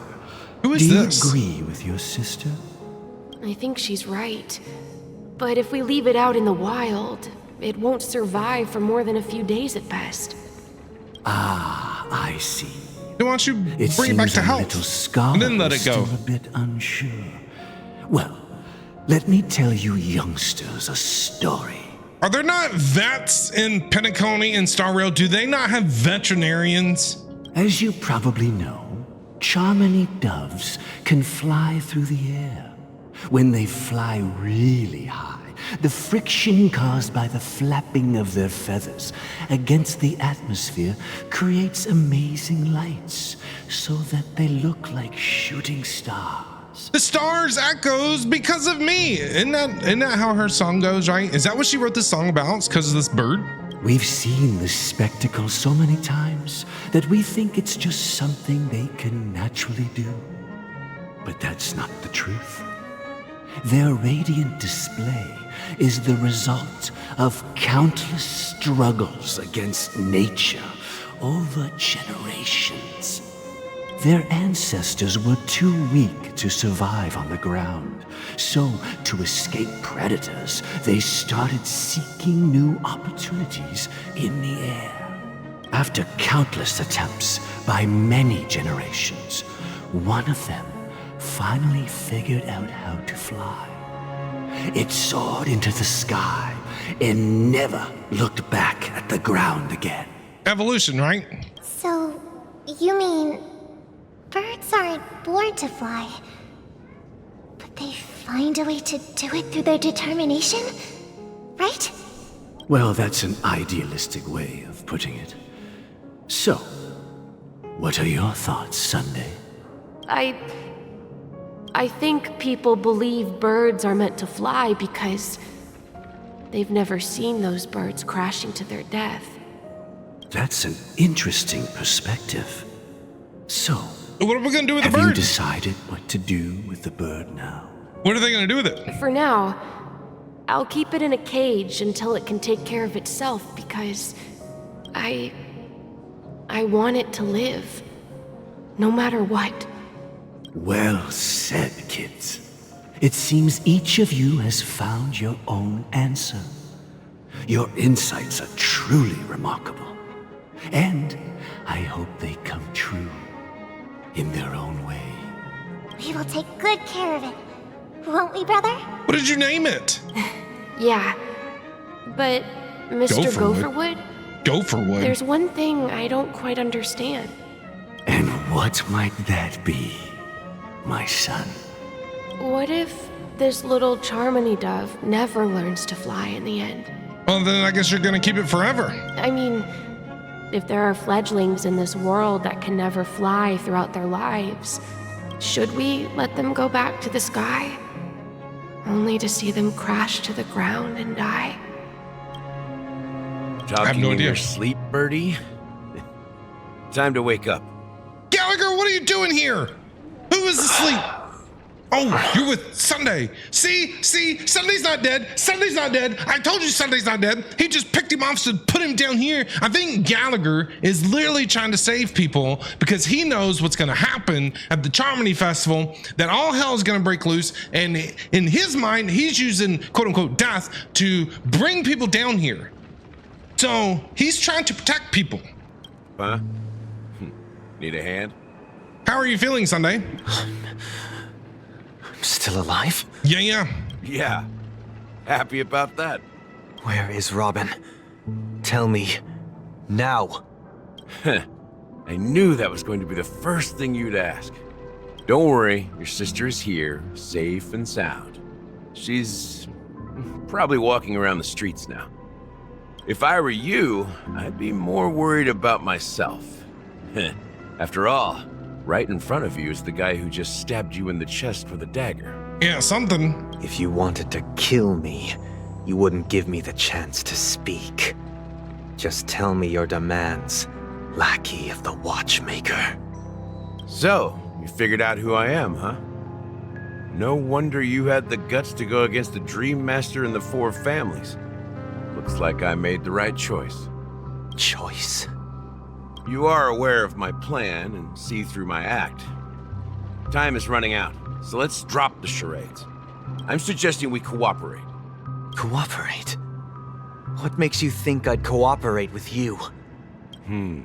The fact that the famous Robin has chosen my side. That is true. Plus, some clues about a traitor and a bright future for Penacony. Any of that catch your interest? I find it hard to believe a man who's full of deception. Fine. You don't have to trust me. What you should trust is the sense of justice inside of you. Yeah.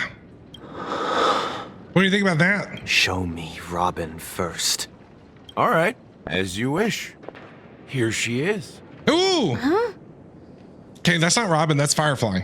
Firefly, I told you! Firefly, I told you as soon as you see Gallagher, you text me. You call me. Where's my text message? What's your trick this time? Just kidding. I mean, this lady will lead us to Robin, right? And the crew, too. There are too many people who you owe an explanation. Yeah, we got questions. That'd be great. Please follow me, Honorable Oak Family Head. Now, all the actors are on the stage. All right, let's go. Moments later. Welt. What's Welt doing here? This is the monument I mentioned earlier. Are these the names things that inscribed you on it clean? should be familiar to all of you. What are the names? Rosalina and Tiernan. Tiernan, I don't know. When Penacony was known as a frontier prison, it was the Trailblazers who connected it with the stars. They were the heroes who saved Asdana, and their names deserve to be immortalized, not just on this small stone tablet, but in the annals of history for all of time. However, today, the planet of festivities is nothing but sweet dreams. That heavy piece of history is all a distant memory. Just like that prison. If their names are inscribed here, then that means... They're dead? According to Micah, they died long ago. Yeah. Rosalina was killed during the War of Independence. She ventured alone into the heart of the star system to investigate the flow of Memoria, but she never returned. Tiernan was a skilled gunslinger, strong and reliable.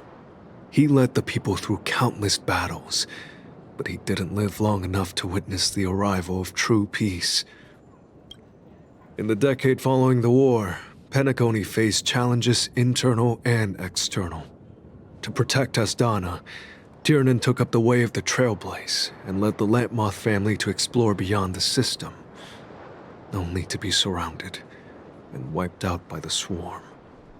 Though I had expected as much, the tales of these heroes truly are sorrowful. Sad. True sad to the endings. title of Trailblazer. They spent their lives venturing into the unknown. But what about this tablet? There are no names carved on it. Uh-oh, that's not good. When Dreamflux Reef was created, Gallagher! its owner was still alive. However, he insisted on erecting a monument for himself, saying that it will happen someday. Here we meet again. Everyone from the Astral Express. Yes, Gallagher, questions. I need answers. Sunday, how are you feeling? Robin's here. Yes, family reunion time. I promised to give the siblings some privacy, so let's talk about our business first. Sure. What do you say? Okay. That sounds sensible enough. Since you went through the trouble of gathering the family head, the crew, and the Stellaron hunters, I'm guessing you have something important to say, Mr. Gallagher? It better be really important. Oh, is it that obvious? The look on your face is practically screaming, I'm the one behind all this. You're right, Mr. Yang. It is indeed time to come clean on everything. Yeah, Gallagher knows what's gonna happen, and he's just saving people. The siblings already know what they need to, and they've made their choice.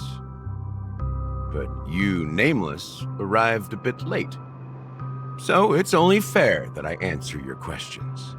Before we begin, let me reintroduce myself. I'm the founder of Dreamflux Reef, the deputy of the Watchmaker, and the one who sent out that invitation. Ooh, okay. As Gallagher, the history fictionologist, I humbly extend my greetings to you all. So he's like the mayor of down here. History fictionologist? So what, everything you told us was made up?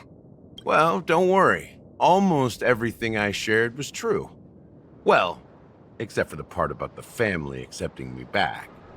I double-checked with Micah, and everything he said about the family, the Watchmaker, and Mikhail is true. Thank you for your understanding. I'm still kind of Now let's get confused down about to the Watchmaker and Mikhail and all I'm that sure stuff. you're all wondering why I went through the trouble of setting up this battle for the legacy, inviting different factions and stirring up a ruckus all over Penacony. Well, it all boils down to something very familiar to all of you. Me. The Stellaron. Yeah, I have one. The Stellaron? But how is that possible? Penacony is a free-flowing interstellar hub. There are no signs of contamination whatsoever. Is there one here? Well, besides me? You're totally correct. So, care to take a guess at what that means? The Stellaron has been completely sealed. Someone is manipulating the Stellaron. You're pulling our leg again. The sweet dream doesn't come out of thin air. If you think of the memory zone as the sea, creating the land of the dreams is like filling that wild ocean with earth to make an island. Okay. To achieve this feat, Without the help of an Emanator of Remembrance or Enigmata, the only way is to use a Stellaron. So you're saying, so is he saying that Penacony was formed from a Stellaron? And that's not something you can achieve with a simple wish. It requires vast quantities of knowledge, time, and manpower. I'm sure you get what I'm hinting at. No, I don't. In Azdana, the planet of festivities itself is a Stellaron disaster. Gotcha, okay. The planet of festivities itself is a Stellaron disaster? It all started a long time ago, back when the Watchmaker and his crew liberated the frontier prison. They faced countless challenges as they began building Penacony from the ground up. That's when the idea of using the Stellaron came into play. The Stellaron first entered the Azdana system during the war. The Nameless warned everyone against the folly of attempting to tamper with such a power, and most heeded their words. But there are always people in the shadows with ulterior motives. The turning point came after Tiernan's death. With 2 of the Nameless gone, the Watchmaker had to go to the front lines. It was at that moment his rivals saw an opportunity.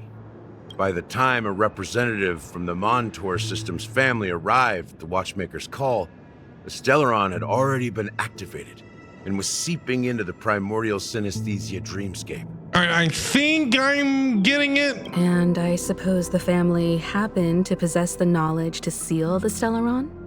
Not just that. They knew far more about the Stellaron than the average person. They helped Mikhail swiftly quell the civil unrest and played a part in building Penacony under the disguise of the Harmony. Those 3 eras were known as the Age of Dreaming. The Watchmaker, who had been left in the dark, sent out invitations across the universe, spreading the hype around the land of the dreams. Then, how did they turn against each other?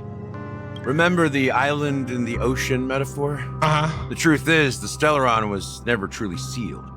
It existed in a different form within the dreamscape. Wait, so is that why Think Firefly's here? What would it cost to create and maintain such a lavish dreamland? Wait. Since Firefly is a Stellaron hunter, is that why she's in Penacony? To try to seal the Stellaron that made Penacony what it is? It's people's lives. The opulent dream is built upon the decay of spirits, with a toxic elixir called pleasure flowing through the dreamscape. It tempts people to indulge in the dreamscape, and gradually their minds succumb, becoming nourishment for the sweet dream. Confusion, laziness, and cowardice, weaknesses that plague humanity, were magnified and nourished by the family. Penacony became a new kind of prison, even more impenetrable than the previous one. Sadly, we realized this far too late. By then, the family had a firm grip on Penacony, swiftly quelling any opposition that arose. At my wit's end, I had to use the power of the Enigmata, and sought refuge in this chaotic realm. Over the years, I created a meme within this dream for our use. It's still going like over my head. Like I'm still like, like they need to simplify it for me. Like someone just tell me, just straight up tell me and stop like going through all this fleshy technical stuff. Just tell me. Be like, he did this, so I did that. Do you know what I'm saying? Like this did this, and this is what occurred because of this. Like, why are we using big words? Dormancy. That's its real name. We exploited a loophole. You see, regular people can't fall asleep again while they are inside the dreamscape. Okay. So this is the true meaning of the impossible.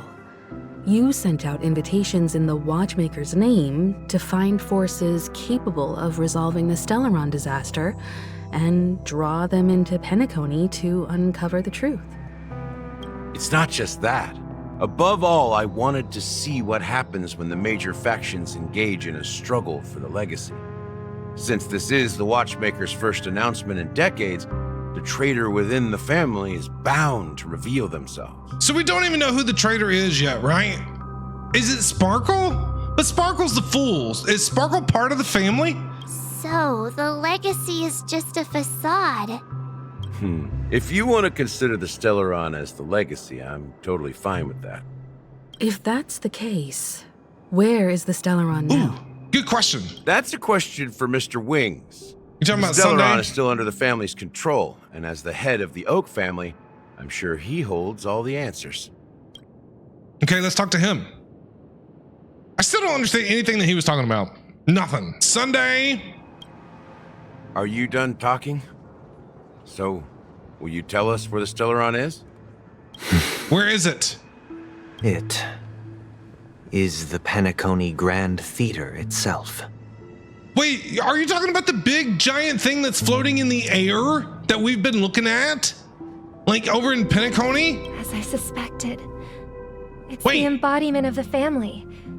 The edifice that first materialized within the sweet dream. That's what turned Penacony into its current state. Is that where the Charmony Festival is supposed to be? As for the person who employed its power, it is in fact Mr. Gopherwood, the current Dream Master. Gopherwood? The guy that was teaching you about the bird. Well, that was easier than I thought. Did you conduct your own investigation already? Correct. When I was trying to track down the person who murdered my sister, apart from you, Gopherwood was my second suspect. But why would Gopherwood murder your sister? Like, why? He's the one that, like, basically taught you guys a whole bunch of stuff. Confronting me first turned out to be a smart move on your part. I didn't have other options. The Dream Master has been elusive. Where is he? And even the heads of the families can hardly get an audience with him. Where is he at? Moreover, is he the traitor? Mr. Gopherwood has been kind to my sister and me. And I didn't want it all to end like this. What do you mean by that? To be honest, my brother and I are also victims of the cancer of all worlds. We grew up as orphans, and were adopted by the family when they came to help. Mr. Gopherwood recognized our potential and brought us to Penacony. Okay. But I can't just stand by and watch Mr. Gopherwood become an enemy of the Harmony. I won't use my voice to support an evil cause. I won't step on that stage and sing, no matter who the traitor is, or what orders they give me. I won't let the Charmony Festival become an event that destroys Harmony itself. Well, you're gonna have to go have a chat with Sparkle. For the paradise in our dreams. Indeed. For the paradise in our dreams.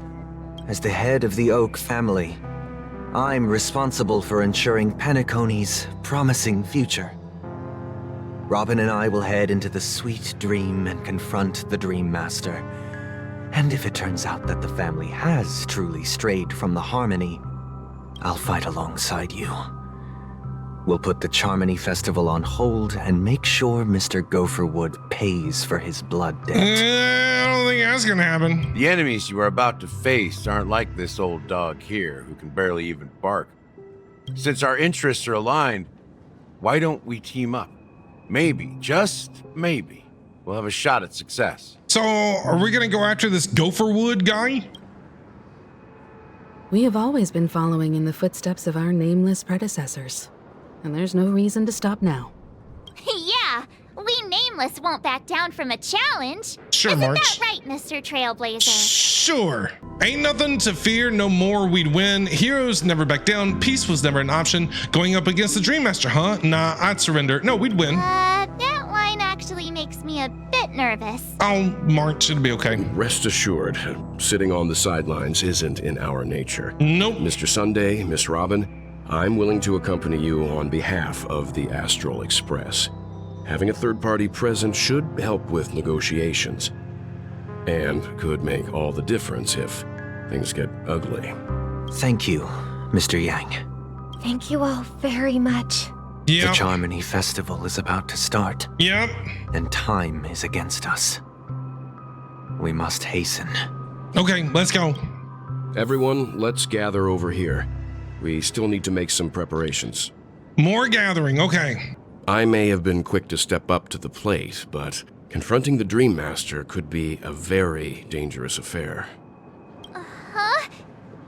me you're saying that, Mr. Yang? Can't be that powerful. How powerful is that Dream Master? He can't be that bad. He's the leader of the families of Penacony, and he has the entire power of the Harmony behind him, not to mention the Stellaron in his possession.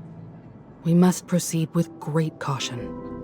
Maybe you can just stay behind this time, Mr. Yang? No, that won't do. Even if we count Robin as an ally, something felt off about Mr. Sunday just now. Although, I can't quite put my finger on it. I have to make sure he won't turn against us when things start to get dicey. You're Can't still trust carrying anybody. the keepsake the IPC envoy gave you, right? May I borrow it for a moment? Sure. Yeah, here you go. Huh. I knew it. Knew what? What do you need it for? I don't think this will bring us any luck. As I suspected, this chip Aventurine gave to you is actually a miniature transmitter. How did you suspect that? If I'm right, he intends to use it to track your location or contact you when needed. As it so happens, this may actually be of some use in the current situation. Isn't he dead, though? Isn't he, like, in purgatory? Aventurine?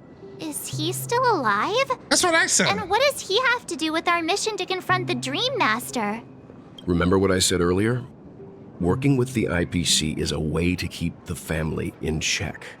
If negotiations go south and the family show their true colors by going after the Stellaron, I'll use this transmitter to send a message to the IPC. It'll be just the opportunity the IPC ambassador was hoping for. The only question So many in all moving of this parts. is Aventurine's current status. But the IPC is always listening, especially senior strategic investment department heads like him. Getting the message across shouldn't be a problem. There's so many moving parts. Good luck to you. In this story. Man. Well, you take care too.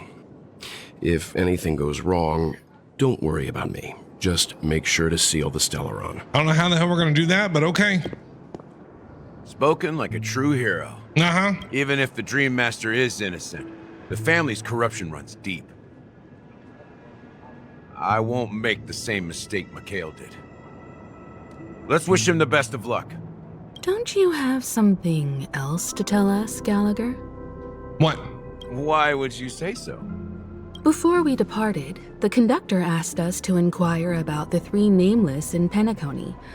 We've already collected intel about Razalina and Tiernan, so the only one left is Legwork. If I'm not mistaken, we've already met him somewhere, haven't we? Did we? It's not enough to say meet. Legwork? But the answer is pretty obvious. After all, I've hinted at it in quite an evident way. Nothing is obvious in this game, Gallagher. Nothing is obvious in this game. How many times do I gotta say it? There's nothing obvious in this game at all. Really? Who? When? Where did we meet this person? Nothing makes any sense to me, man. Like, explain it to me like I'm 5 years old. Like, I've been watching over you ever since I received the reply from the Astral Express. And I've seen the great effort you all put into linking different realms together across the cosmos. And now, after getting this far all in one piece, you have truly proven yourselves. Miss Himiko, were you the one who repaired the Express and got it sailing through the cosmos again? Yes. And you two, young Nameless, you have very interesting life stories and extraordinary skills. something like that. Yeah. Oh, you're making me blush with these flatteries. Keep them coming. Of course, my reputation precedes me. Believe in the classic baseballer supremacy. What? Hey, you can't just make up titles like that. I love these dialogue options. You're full of energy. Please send my regards to the conductor, Pom Pom. Okay. Please let them know that their friend had fond memories from his time aboard the Express, which he reminisced on every time he had a good drink. Wait, whatever happened to Boot Hill and Don Hung and Acheron and that whole crew? I forgot about them. We've been dealing with this. As for the last Nameless, he embarked, disembarked, and embarked again, traveling in a great circle, ending up back where he started. Who? What? Last Nameless, he embarked, disembarked, and embarked again. Don Hung? On his deathbed, He told me to find the Astral Express and deliver an invitation to the future Nameless. He left behind a special gift, a true legacy. Something that belongs only to the successors of the Trailblaze. Come with me. Now is the time to reveal it. Okay, whatever. Yes, let's go. Back here again. We haven't moved. We haven't moved. Sometimes I feel like you're still alive, old friend. Like you've still got so much to say and do. I've kept my promise and brought the future Trailblazers you've waited so long for. I don't know why you were so obsessed with that train, but I remember your last words. Don't let us down, old man. Don't let us down, old man.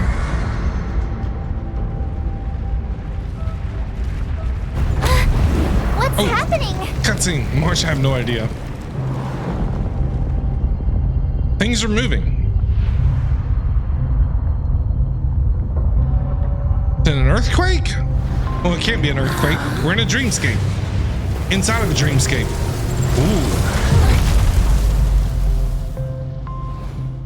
Ooh. Ooh. Are we gonna go in there? Looks like it. Go ahead. His resting place lies in the garden up ahead. The first and last Nameless of Penacony.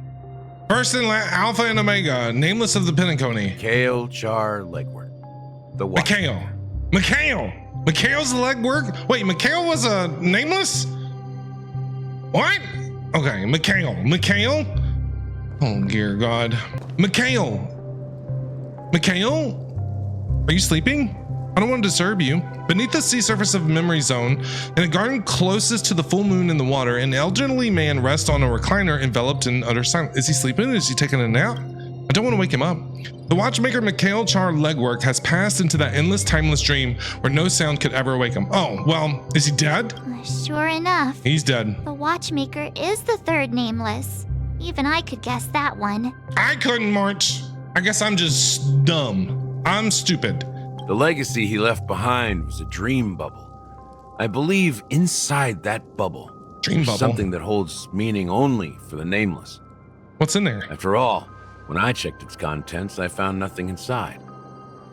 Maybe some Trailblaze runes? Even more mysterious than me.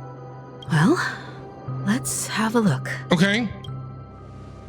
As the words cease, Himiko nods ever so slightly in your direction. You take a deep breath, steady your mind, and turn your gaze towards the watchmaker.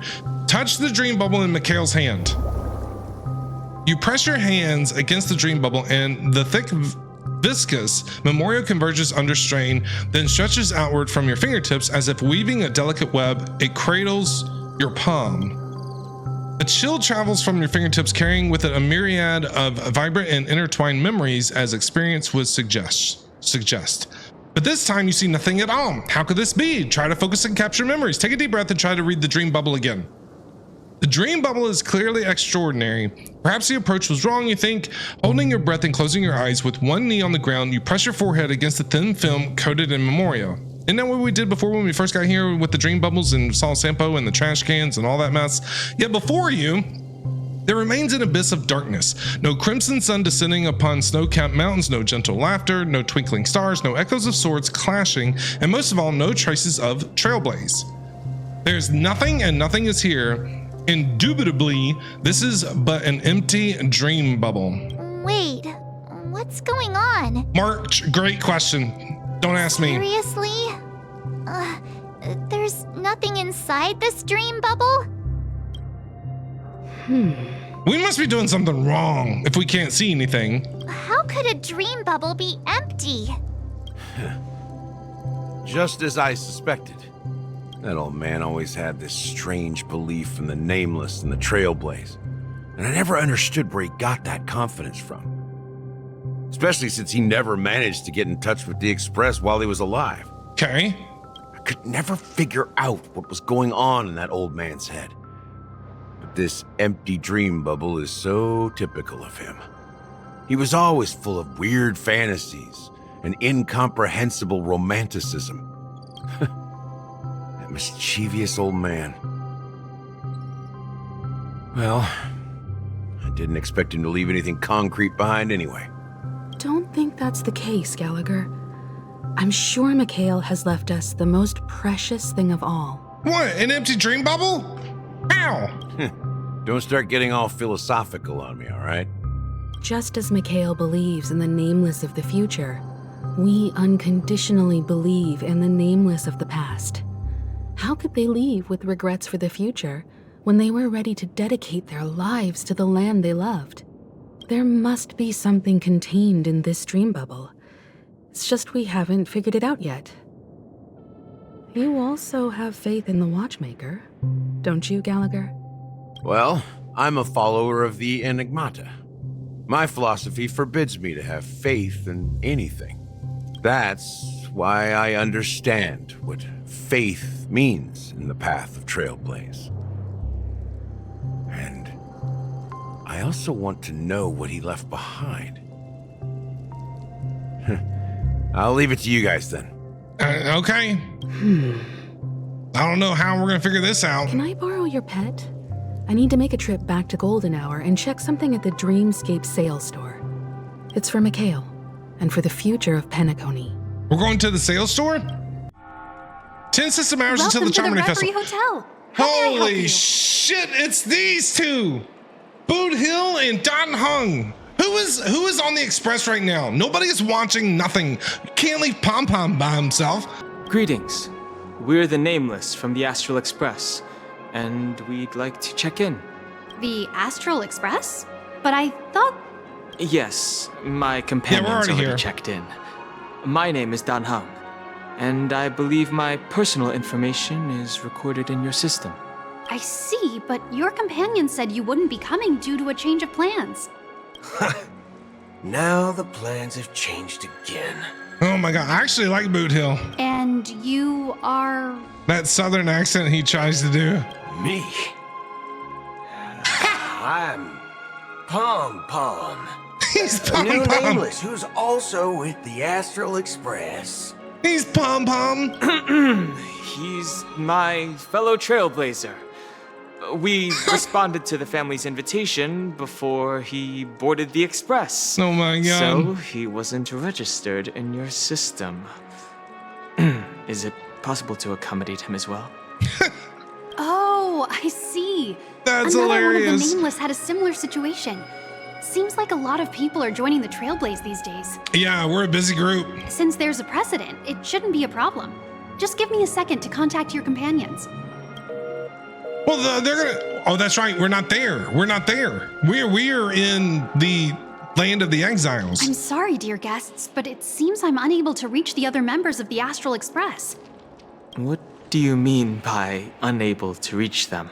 Well, we're dead, but not really dead. We're alive, but in a dream, within a dream. I don't know, Don Hung. It's complicated. My apologies. This is the first time I've encountered a situation like this. However, the system indicates that those guests are still in the dreamscape. How about this? Give me their room number, and we'll go check on them ourselves. I'm afraid that's not possible. I need to verify both of your identities before I can share any guest information. Well, they're screwed. How about you just wake up someone? Let's say, Welt? I'm sorry, but there are strict rules regarding forced awakening. It cannot be done without the proper clearance. So what are you guys gonna do? So nothing works, huh? What's your solution then? Are you saying we sleep here? At the reception? Please be patient. We need to contact your companions in order to confirm your identities. And now it seems you need to Does nobody confirm our have identities IDs? before you can contact our companions. It seems so. So they need to contact our companions to confirm our identities, but she has to confirm our identities to contact our companions. Awesome paradox. Fudge. He said fudge. Nothing personal, but if you can't handle this, go find someone else who can, okay? Please calm down, dear guests. I do recall that Sunday. Mr. Sunday, the Oak family head, personally handled this issue earlier. He's not there. Please wait a moment while I contact him. He's not there either. I don't think she's trying to give us a hard time. She really just doesn't know what to do. I have a bad feeling about this. You tried to contact them on the express earlier, but they didn't respond. The hell? Something doesn't seem right. I need to leave for a moment. You can stay here with the receptionist. Sure thing. Just don't keep me waiting forever. Don Hung seems pretty worried about his companions. I should give him some space. Stressing out about it won't help anything. Sabrina, where's everybody at? The Charmony Festival is about to start. I'm so excited! Hey, you guys here for the Charmony Festival too? Well, I didn't come all the way here specially for the festival. Honestly, I don't really even know what it's about. But I heard it's a lot of fun! Well, back in my homeworld, Anaria, we have festivals like that all the time. My dad threw me a birthday party one time that was just as extravagant as the Charmony Festival. Really? Really? Oh, come on! The Charmony Festival is a once-in-an-Amber Era event. How can a birthday party compare? Well, you never know, right? Maybe on her world, birthdays only happen once in Amber Era. Maybe. Anyway, let's forget about that. Have you heard about the, unsettling things happening in the dreamscape? Unsettling things? What could possibly go wrong? It better not ruin the Charmony Festival! Well, I've been looking forward to it! Well, some bad things are going to happen at the Charmony Festival if Sparkle has her way with it. Relax. With a big event like this, there's bound to be lots of gossip and rumors. Don't worry. If anything does happen, the family will be on top of it. Oh, that's a relief. I didn't come all this way to see the festival go down the drain. Well, looks like I won't get any fudging clues out of these two. They're clueless. Yep, didn't learn nothing. Greetings. I'm Cody of the Bloodhound family, head of security for the hotel. How may I assist you? Can you help me? Hello. So, there's something I wanted to ask about. I've been hearing some unsettling rumors about certain incidents that might affect the Charmony Festival. Do you think there's anything to be worried about? I've traveled all the way from the Hayaii Federation, and I don't want my trip to be ruined. What do you mean? Wait, you haven't heard? I'm not sure where you heard those rumors, but they're completely baseless. He ain't gonna learn nothing from her. I can assure you, as a representative of the Bloodhound family, that everything is going smoothly for the Charmony Festival. She ain't gonna tell him nothing either. At present, all of the families are focused on making sure the festival starts on time. Even the Dream Master himself has arrived. So don't worry, your trip won't be in vain.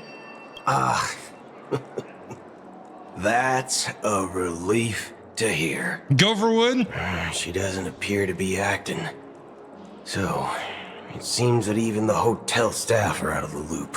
So at least he learned that the Dream Master's gonna be here, right? Back already? Hi, Dun Hung. What'd you find out? What'd you do? Hasn't she returned yet? Nope. I'm starting to wonder if sending her to contact Sunday was a good idea. She ain't gonna be able to get a hold of Sunday. Neither the staff nor the guests seem to know anything about what's happening in the dreamscape, and wherever we go, all we see is people enjoying themselves. Definitely not a good sign. I agree. Another unusual thing is that the Oak family is supposed to be in charge of organizing the council and managing everything inside and outside the dreamscape.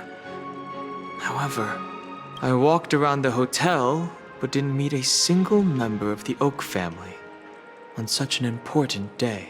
Because they're not there. Well, I'll be forked. If I remember correctly, the head of the Oak family is that Sunday guy. I'll be forked. Well, that's a new one. We shouldn't linger here too long. Let's go back to the Express for now. I'm from the South, and I have never once heard somebody say, I'll be forked. Not so fast. You ever robbed the IPC, bro? If you run away now, everyone will be chasing after you. Are you suggesting we sit here and do nothing? I wouldn't say do nothing. But let's stay put for now. Even if the family has ulterior motives, they couldn't have anticipated us showing up here. We're the surprise factor for them. I thought you were just looking for Acheron. They don't want to attract unwanted attention from certain outsiders, so they won't do anything reckless. See? The IPC lackeys are keeping a close eye on this hotel. If I were a family member, I'd find an official excuse and keep the surprise factors here. If we just wait here, that would be like walking into their trap. Of course, we don't need to walk into their trap. I gave a backup plan to the memo keeper. If it turns out we won't be allowed to enter the dreamscape, she'll order a drink for me in the VIP lounge at the hotel. In reality... Black Swan. A secret signal. That's right. Oh, a concrete object can indeed help the memo keeper establish a connection with you. But Boot Hill, if you have more backup plans in the future, I hope you'll let me know in advance. Don Hung doesn't seem very happy right now with Boot Hill. I'm sorry, but it's one of my quirks. I have too many unreliable friends. And if I reveal that I have backup plans, things can go awry. And that would leave all backup plans completely useless.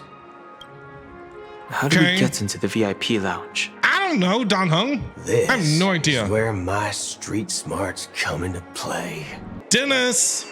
You're the lobby manager, right? Hi. Yes, I am. How may I assist you? We're the Nameless from the Astral Express. We wanted to check in, but there's something wrong with your system. The lady at the front desk said she would contact the manager, but now she's nowhere to be found. Now, we've been waiting here forever, without any food or water. What the fork, man? Is this how the family treats its guests? Oh, what the fork, man? Is this your idea of street smarts? Starting an altercation? Oh, what the fork, man? It's called standing up for your rights. I apologize for the inconvenience. Please wait while we try to contact Mr. Sunday. I'll arrange 2 premium seats in the VIP lounge so you can rest there while you wait. You're not gonna get a hold of Sunday. See? Just like that. Just don't call yourself Nameless next time. Hey, he's gotta do what he's gotta do. This bar's something else. Certainly worthy of the planet of festivities. Can we get a drink while we're here? Bartender. Good evening, gentlemen. Hi, can I have a beer? Hey, I have an order for a bottle of Hasdana's White Oak. Can you help us find it? Hasdana's White Oak? I think there might be a misunderstanding. We don't serve that here. Oh, no way. Are you sure you're not mistaken? If someone had reserved such a beverage, I would definitely remember it. It sells for hundreds of thousands of credits per bottle, after all. That's expensive. I couldn't afford to cover for such an item if it were broken or lost. That's really expensive. That's strange. Well, could it be that the memo keeper couldn't afford it? Then what should we do now? Oh, no need to rush. Let's grab some drinks first. Maybe I arrived too early and she hasn't come yet. Possibly. Whatever happened to her? Let's see what kind of juice malts you all have here. Well, give me a glass of Heenum Valley, 40 years. I'll have it neat. No ice. I like my whiskey neat. Wow, that's the most expensive one on the list. You have a taste for the finer things. It's on the house. anyway. What can I get for you? I just want a beer, bro. Anything you recommend is fine. Has Don Hung never drank before in his life? I bet you he hasn't. Then I would recommend today's special, Glass Village. Glass Village. It's classic Soul Glad mixed with Laboom juice. It's refreshing and suits your cool demeanor. Just 1 minute. Okay. Ah, this flavor. Dynamite barbecue with rocket fuel. Ooh, it really hits the spot. Truly the finest sherry cask aged malt juice in the cosmos. I feel like drinking with Boot Hill would be a good time. Dynamite barbecue with rocket fuel. Is that really something that humans enjoy? Don Hung, if you could hear some of the drink names that we have here, it would blow your mind. Hey, this guy doesn't know anything at all. He's never had a drink in his life. As long as you're satisfied, dear guests, please enjoy. Let's give the memo keeper another half system hour. If she doesn't show up, we'll need to come up with a new plan. Wonder where she at? Meantime, let's take stock of the situation. What do you think? Sure. The situation is unclear. Something must have happened on the planet of festivities, but the public is unaware of it. Someone in a position of power within the family must be covering it up. It's unusual for the followers of the Harmony to invite other factions, let alone the IPC and the Masked Fools. If what you said about the Emanator of the Nihility is true, the situation in Penacony is a little complicated, to say the least. Actually, there's something else I'm concerned about. Regarding Acheron. Well, yeah, whatever happened with her? As you know, the faction that follows the path of the Hunt are some of the most dangerous folks in the cosmos to mess with. I mean, who in the right mind would impersonate the Xianzhou Alliance or the Galaxy Rangers? It's like asking for a death wish. Isn't there a saying among the Xianzhou people that the Rainbow Sect lets their Lux arrow do all the beating? Where'd you learn that? Talking. Do all the talking. Don Hung is fed up. Well, you know what I mean. Even though the Galaxy Rangers have been out of sight for years, we've been keeping an eye on this region. Even the dumbest criminals know better than to mess with the Annihilation Gang, much less the Rangers. But that Acheron lady, she doesn't seem like a lunatic at all. No. On the contrary, she's highly logical and organized. She knows exactly when to hold back and when to strike without mercy. Uh-huh. And do you believe that someone like her would have an ulterior motive for impersonating a Galaxy Ranger? I'm not entirely sure, but I do have my suspicions. Maybe she knows a Galaxy Ranger, or perhaps she's trying to lure us out for some reason, which I can't figure out. Anyway, what worries me more are the anomalies within the family. They've summoned followers from various paths for the festival. No matter how generous such a gesture is, this move seems highly unusual. Unless the invitations weren't sent by them. They were sent by Gallagher, right? If that's the case, it's even more intriguing that the family insists on organizing the Charmony Festival, despite the chaos. It was all sent out by Gallagher because he said he sent it to us. Maybe it's Shipei the Harmony pulling the strings. You find it beyond human understanding because it wasn't arranged by humans at all. People do stupid things out of irrational impulses.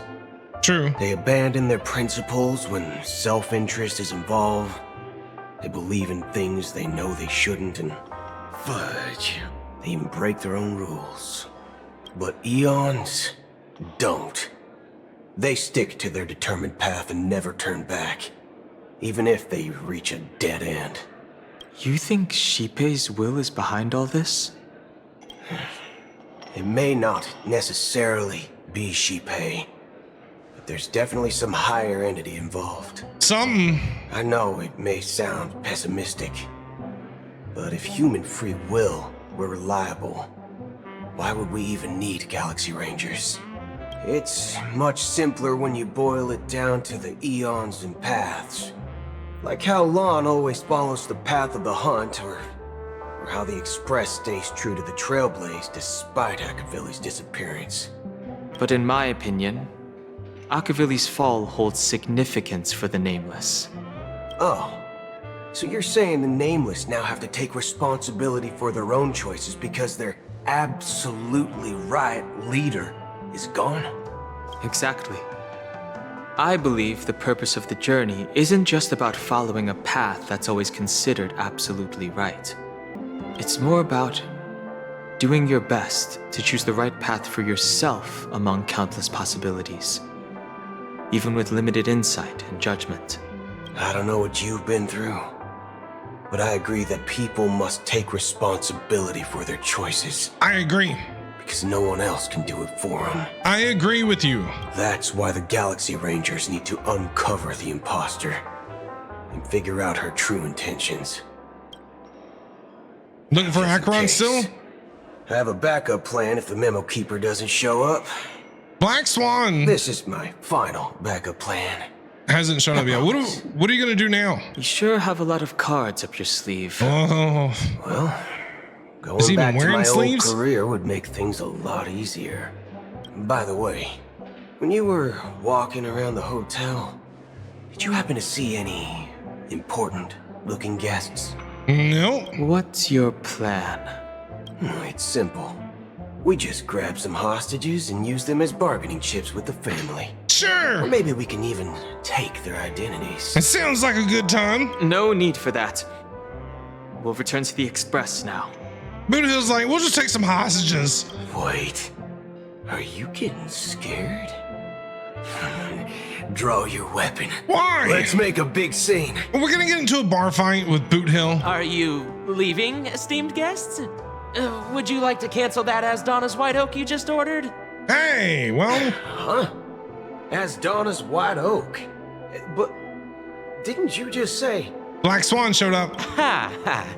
Looks like you are a bit intoxicated, esteemed guests. You ordered a bottle of As Donna's White Oak just a moment ago. Looks like your Memo Keeper friend has finally arrived. Black Swan showed up. She must have heard us talking about going to take hostages out in the lobby. Oh, right. Sorry, my memory's not the best. You know, too many modifications and all. Anyway, let me check. Well, fork me. It says Donna's White Oak, all right. And there's a note.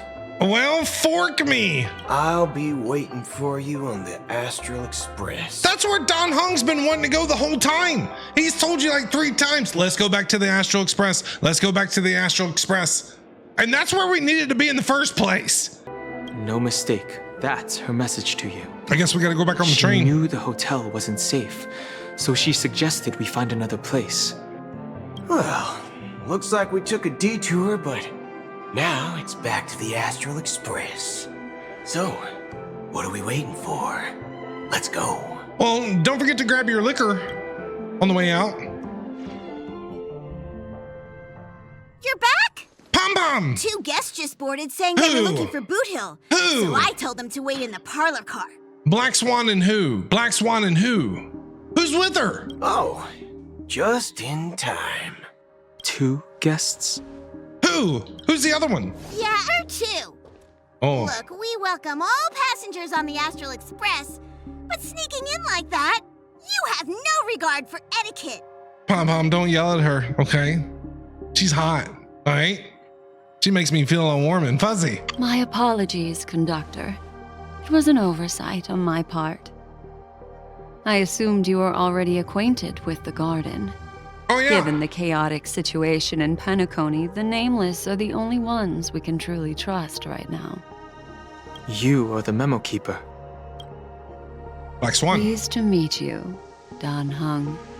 I've seen you in others' memories. And as for Boot Hill, this is our first face-to-face meeting. I hope you enjoyed that bottle of Astana's White Oak. You sure have a refined taste. We didn't even grab it on the way out. Finally, Memo Keeper. Well, let's cut to the chase. Spill everything you know.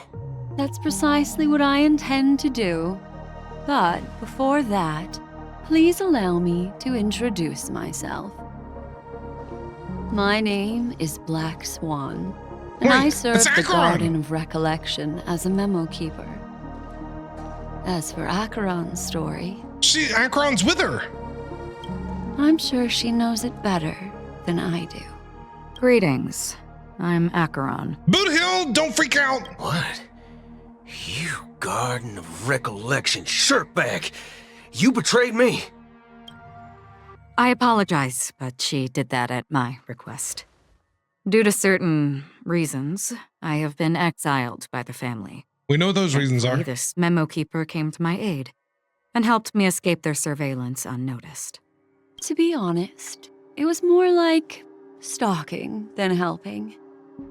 And the process was far from unnoticed. But we did escape.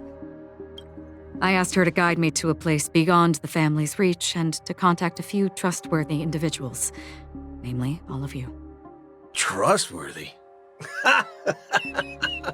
Son of a nice lady. You think I'm dumb or something? Son of a nice lady. How about this? I'll put a few bullet holes in your head and see what secrets spill out. Boot Hill. Then we can talk about trust. Boot Hill, put your gun down. I don't want her to blow a hole in the train, okay? It doesn't have to be like that. I'm willing to answer all your questions, but not right now.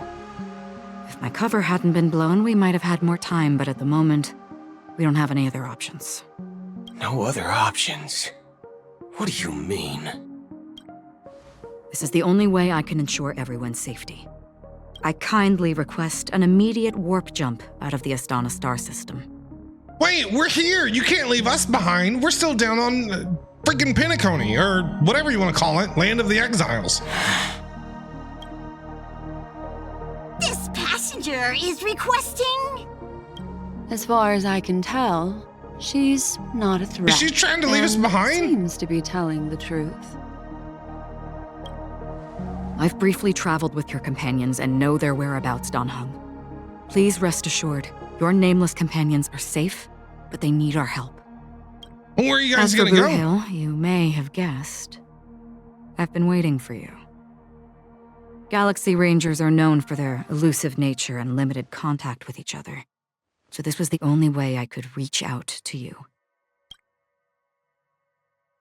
Only by doing this can I find a true Galaxy Ranger and fulfill a long-standing promise. To return his relics to their rightful owner. His relics? Whose relics? To who? Which owner? Someone once told me that every rainfall is like a gift from the heavens, a sign of their mercy upon the world. Raindrops are said to be the tears of the gods, shed in response to the sorrows of the world. Their constant pouring is a reminder that the gods haven't abandoned us yet. So How long has this rain been going on for? I used to believe, who's this? Like you, that it would eventually stop. Years and decades passed. And in the end, such hope faded away before the rain did. Looks like the god you mentioned doesn't exist after all. As he spoke, the old man's gaze remained fixed on the distance. Amidst the fine drizzle of black rain, countless shadowy hands emerged from the sea, shrouded in an ethereal mist, reaching out towards the sky one by one. Creepy. Well, let me share story time? A story with you. Okay. Mortals who walk the paths are like sailors on a vast ocean, leaving behind a trail that creates countless ripples of possibilities. These ripples last longer than the fleeting lifetimes of humans. And for some, Their presence leaves such a strong mark that it's reflected in the waves. Like those shadows on the ocean. Sin-thirsters, the obsessions of the Pathstriders. They emerge from the depths of IX, seeing themselves as masters of their own destiny, unknowingly repeating the actions of their past lives. They emerge from the nihility and head toward it, leading purposeless lives. However, these hollow phantoms, they were once my dear companions. A group of Galaxy Rangers. Are you watching over them? Watching over them? No. I'm guiding them toward transcendence. It was a brutal war. A crusade that shook the universe. The universe witnessed the fall of Zulo, the Lord Ravager, but it came at a price. A price so hefty that only those who were there still remember. The unwavering determination of the Hunt followers persists even in death. So someone must guide these lost souls to their life beyond. It's taken this guy years to tell the story. In their time. And they shouldn't be reduced to mere puppets of the nihility. As for me, I've suffered too many losses on that battlefield to advance any further. And that makes me the most fitting person to carry out this task. But you know, these sin-thirsters, they're not who they used to be. Does this seem pointless to you? Yes. Actually, yes. Well, some tasks have to be done, even if they are pointless. I can help you. For what? For the meaning of the nihility. That's what I've been seeking. I see. After all, this realm is off limits to ordinary souls, right? Thank you, stranger. I wish that you find what you seek. Who is this guy? Before we part ways, I have one more question. It is true that their actions and even their entire lives may seem pointless from our perspective. But if, and it's just an if this is what the departed ones expected, should we try to change it? A good question. And a profound one. I don't know the answer. What I do know is that one day I too will pass away. And when I bid farewell to this world, someone will stand at my grave and place a bouquet of flowers on it. Okay. What did that have to do with anything? 9 system hours till the Charmony Festival. Jeez. When I appeared as a child, my speech, Sunday, mindset, oh my God, and we're back and soul forth again. reflected immaturity and innocence. As I grew into adulthood, I left behind my childlike side. I humbly request your blessings, esteemed advocate of Shipe. Come to me, my kinship. I have sought their presence with us. As you wish.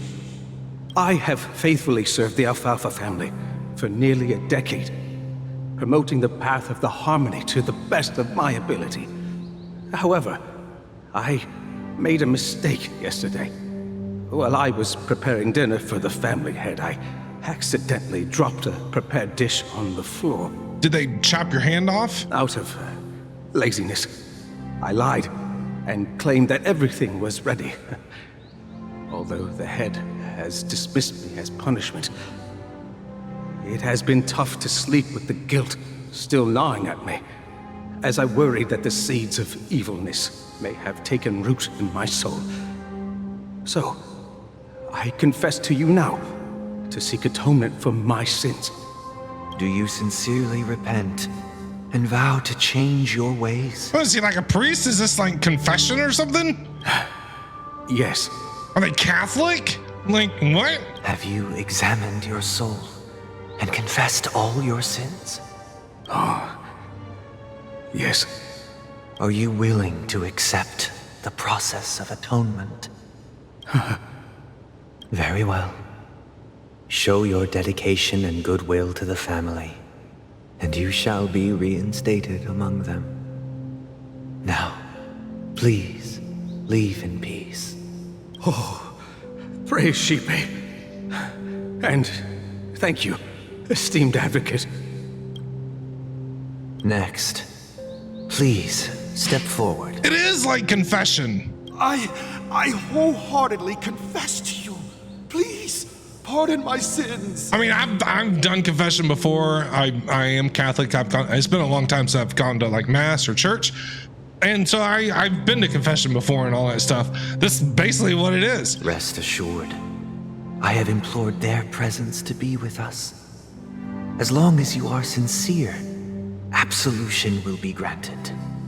Oh, great. You know, I arrived in Penacony as a stowaway. What?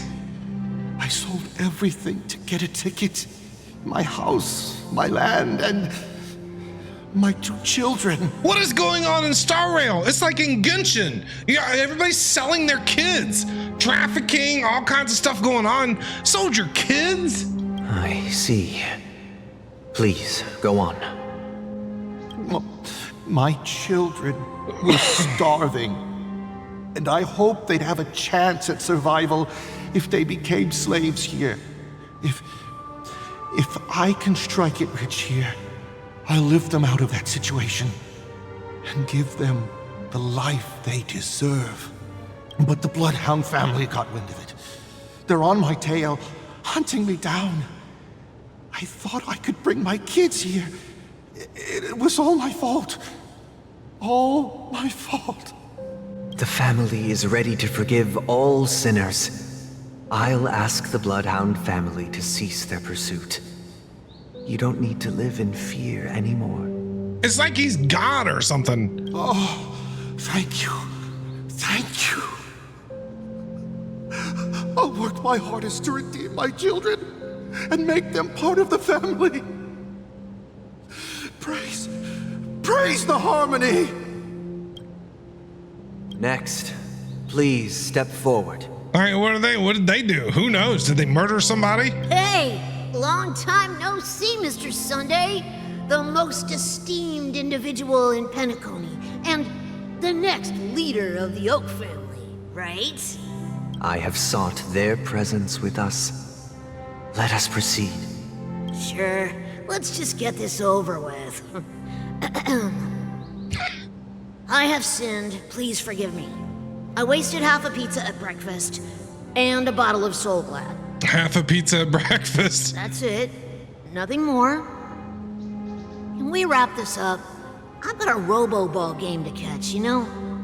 Do you seek to atone for your sins through good deeds?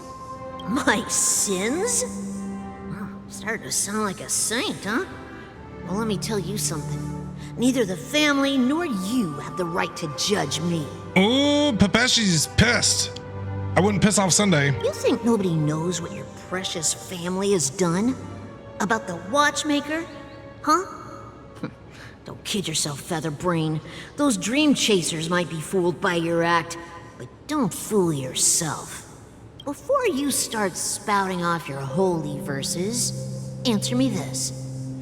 Where does the power of the Oak family come from? And your power? What makes you think you can sit there all high and mighty, looking down on everyone else?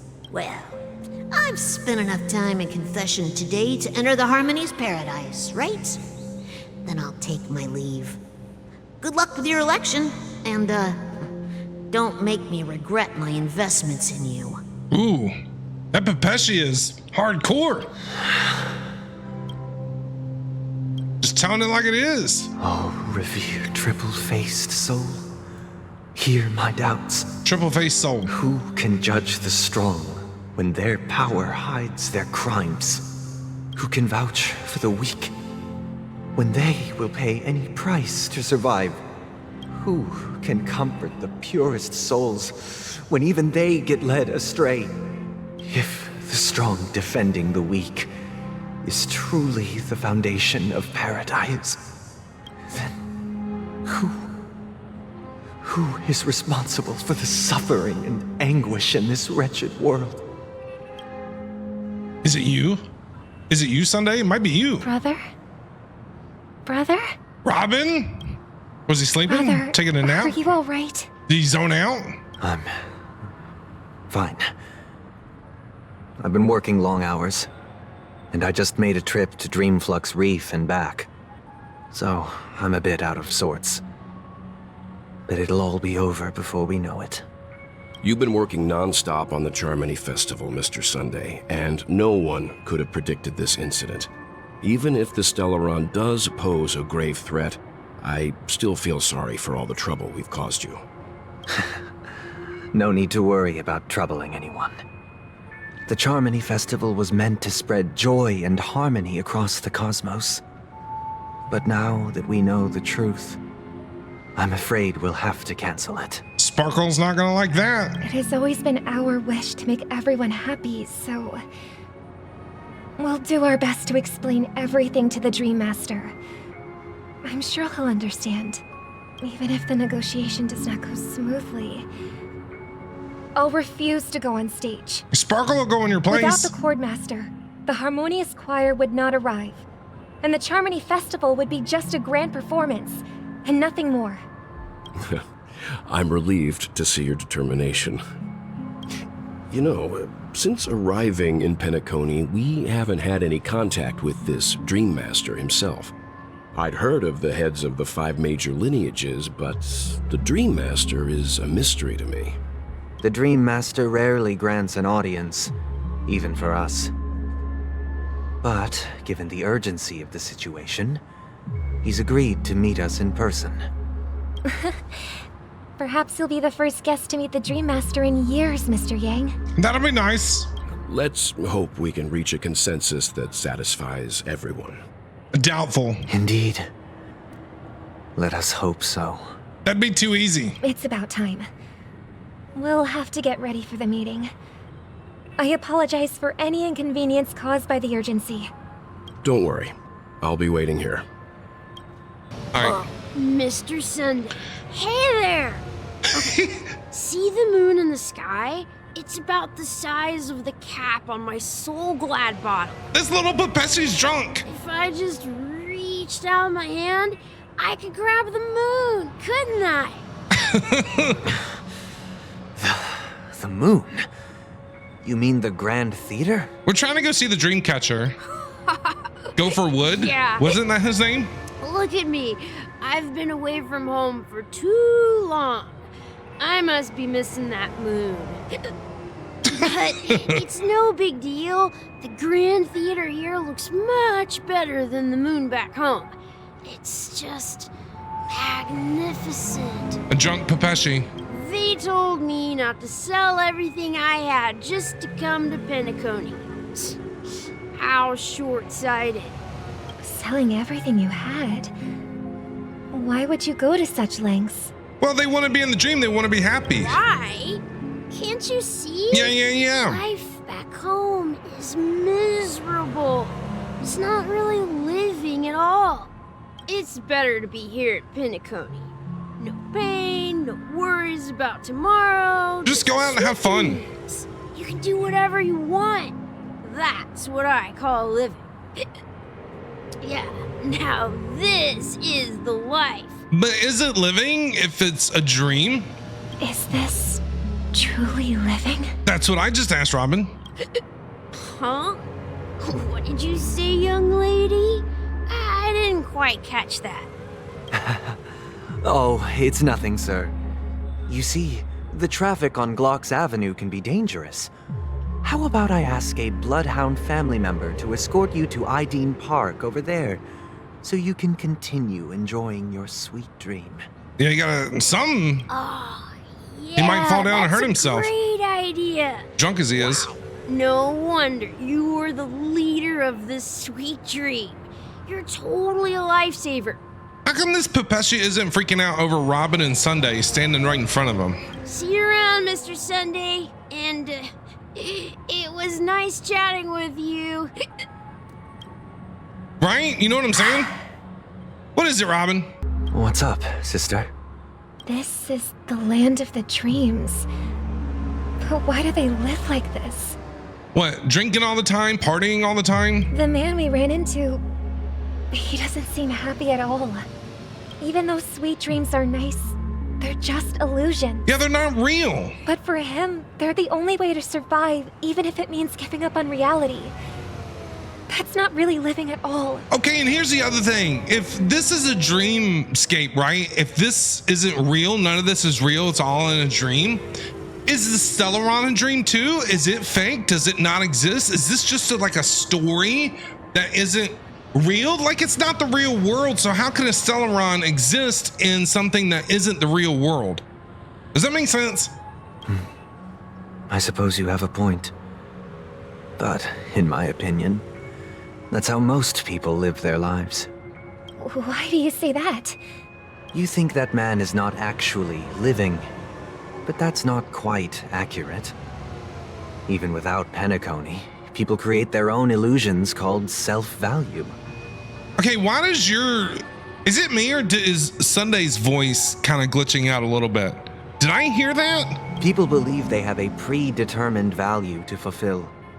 Gaining value means gaining power, and those deemed worthless are seen as the weak. Right there.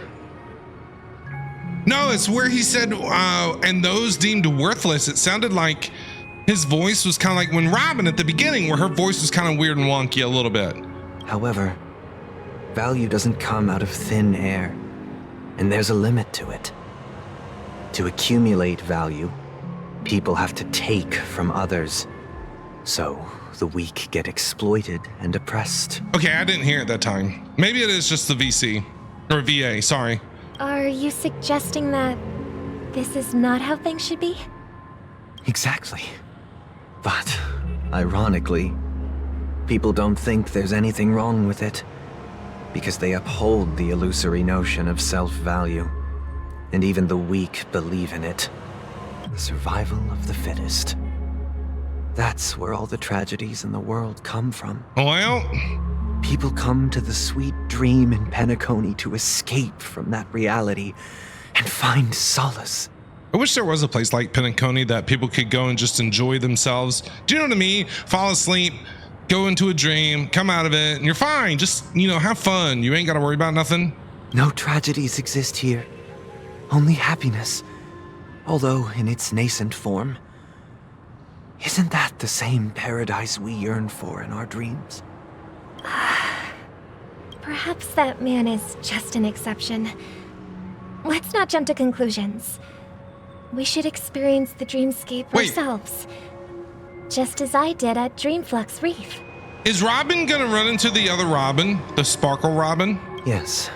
Seeing is believing. I'll accompany you. The Dream Master hasn't shown up yet, so we have some time for a stroll. Gonna go for a little walk with Robin? Cheerful guest. What are you so meet you again, Robin. cheerful about? How are the preparations for the Charmony Festival coming along? We're all so excited about it. When did you meet her before? It's going smoothly. Thanks for making the trip to join the festival. You're too kind, Robin. It's a pleasure to have guests from all over the universe celebrating day and night. I can't stand being lonely or bored, so this jubilant dreamscape is perfect for me. Same. But if this went on forever, would it get boring too? Nah, not at all. Who would get tired of having so much fun? Every day, you get to wear fancy clothes, explore all sorts of dream bubbles, indulge in delicious food without gaining weight. Hey, I want to be there. Or sick. As long as you can afford a room, this place is the ultimate paradise. I mean, honestly, I'd be eating pizza every single day if I knew I wasn't going to gain any weight. But you know that only a few things can be brought back from the dreamscape to reality, right? That's exactly why I don't plan on bringing anything back. Just enjoying the dream itself is good enough for me. I mean, I'm not one of those long-living species. I only have around 60 or 70 years in this lifetime, and there's so much to worry about. Being happy here is pure bliss. Only in this sweet dream can I truly feel like I'm in control of my life and fate. Who would want to go back to reality after experiencing this bliss? So basically, these people don't want to leave ever, at all. I see. I genuinely wish you all the happiness in the world. And I wish you a fantastic performance, Robin. I'm off to the Blue Hour for the ball. Blue Hour. See you later. Bye, cheerful guest. Nice dress. Seems like that guest's perspective didn't resonate with you either. No. She had a valid point, and I could sense her genuine happiness. It's just that... Like, are these people not realizing that none of this is real? Like, it's not real. What you're trying to say is, she thinks she's in control of her life. But in reality, she's just escaping from reality and seeking solace in this sweet dream. Right. Once she steps out of this sanctuary, everything will be lost. She'll be back to her own reality. Well, she did make mention of being able to afford a room, didn't she?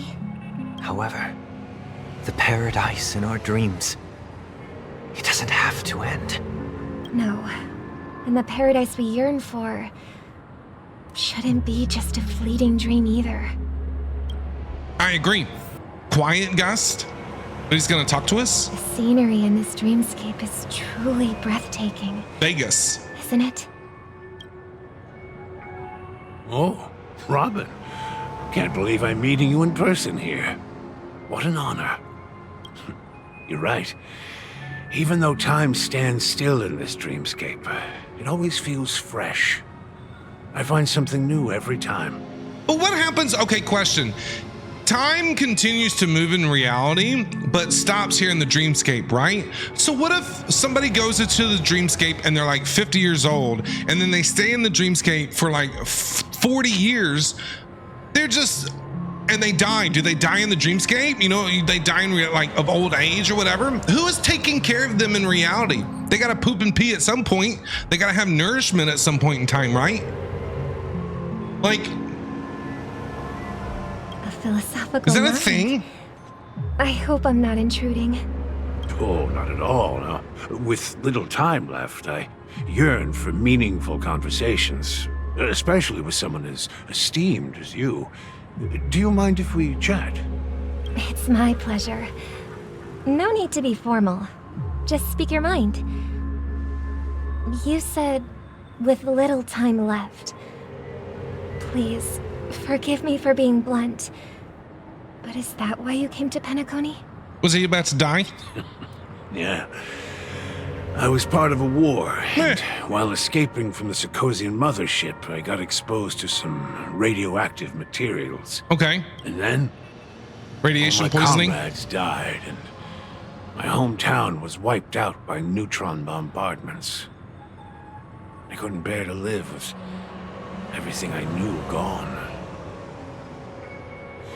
That's when I heard about a possible solution here, so I came. I don't blame you. If I was old, I'd want to get out of reality too. Seriously, if I was sick, why not? How heart-wrenching. I hope the family has been able to help you. They have, and I'm truly grateful for that. They provided me with a comfortable room, the most advanced life support devices in the cosmos, and a stellar team of caregivers. Okay, so somebody is taking care of these people. In reality. My physical body is now in the dream pool, sustained by life support. The me you see here is whole, rational, and no different from any other person. But I can't say the same for the me in the hotel room. See, yeah. My true appearance. Huh? I hope you never have to witness it, Robin. So, you'll be living forever in this dreamscape, right? I guess Just until he being able to dies, live right? at all is good enough for me. In reality. Whether it's in this dreamscape or not, well, I don't really have much say in the matter. My world has been torn apart, and my life could end any second. So, even if this whole place is an illusion, it's still my paradise, and I'll treasure every moment I spend here. But if you die in reality, your brain functioning ceases to exist, so you die here in the dreamscape as well, right? Do you just like vanish? Do you just fall over, croak, and die? Like what? How does that work? How I envy those everlasting things. Like I need the rules. That old man's story. It's so tragic. Fortunately, this sweet dream gives him joyful memories to hold on to for the rest of his life. But he doesn't have much of a life left. That's precisely why this sweet dream in Penacony exists. However, even this sweet dream has its limitations. While it provides solace to the disillusioned, it can't completely eliminate pain in reality. There will be a way out. Penacony is already on the right track. We gotta go see the Dream Master. Kinda, it's like Total Recall. Look what we have here. A lovely young lady. It's Sparkle. Is that me? No, it's not you. Are you? Bro, he just walked right through me. No, it's Sparkle Robin. Brother, what a surprise to see you again. Oh, they're gonna fight. Can we get a Robin 1v1? Show yourself. Your trick won't work on us. Sparkle? I've heard that a skilled mass fool received an invitation too. That must be you, right? Did you enjoy yourself? Barely. The people here Sparkle, are way too you gullible. sneak. A little bait is all it takes for them to bite. And they run away at the slightest hint of danger. In other words, they're naive and cowardly. Now that you've had your fill, it'd be wise to leave before it's too late. Get out of here. The music of the harmony doesn't tolerate discord. Get out of here, you little minx. What? Now that you have the real Robin, I'm useless? Oh, You are. how disheartening. I've done so much for the family. You handed out buttons. You handed out buttons so people can, make explosions at the Charmony Festival. You little sneak. You should be thanking me, because if it weren't for me cleaning up this mess, Did you though? Penacony would still be in shambles. Don't you think? Did you though? That was a personal request from the head of the Iris family, and it has nothing to do with us. Step aside and stop causing trouble for the Charmony Festival. The What is this Charmony festival in the first place? You think you can scare me? You think I have no idea what you're planning? They're gonna cancel it. I don't care what you're thinking, Chicken Wing Boy. Chicken Wing Boy. But I'm pretty sure our lovely Robin won't be appearing on stage. After They're gonna all, cancel. you're well aware of what a sorry state this dreamscape is in under the banner of harmony. Penacony, the land of the dreams. Is this truly the paradise you desire? She's so conniving and I love it. Stop it. Chicken Wing Boy. What's the rush, Chicken Wing Boy? Did I get to you? Our paradise is none of your concern, masked fool. Leave now, or the family won't tolerate you anymore. I heard her voice go out. Where she said, or the family. Her voice went out. Her voice went out. All right. I'll go. But Robin, I suggest you seriously consider this. Hold on. Is that because she's like losing her voice? Do you really believe From what she was those saying? living in dreams can escape pain and find true happiness? No. Well, I've done my part. And now I'm simply waiting for the fireworks to begin. Here, the last 2 gifts for both of you. And don't lose them. If by some unfortunate chance the Charmony Festival starts against all odds, remember to use them during the show. And it'll be thrilling. Bang! She's gonna blow the whole place up. I heard a raven cawing in the distance. Raven? It seems the Dream Master will arrive soon. Okay. Let's wait here for the Dream Master to arrive. All right, what does this Dream Master look like? Okay. By the way, brother, I heard you no longer have a sweet tooth. Back when we were kids, you used to steal my desserts. Who doesn't have a sweet tooth? Seems like a lot has changed during my absence. What exactly happened? Well, maybe he's not real. Someone has to stay awake even in this sweet dream. But that someone doesn't If you're in a dream, do you need to eat? Anyone in particular. You're carrying too much on your shoulders, brother. The paradise in our dreams. It shouldn't be like this. Penacony is nothing more than a dream. It can't erase the worries and pain of reality or bring true happiness. It only offers an escape from reality. Nothing more. True. Remember the old man we met earlier? Yes. Without this dream, he might have completely lost himself.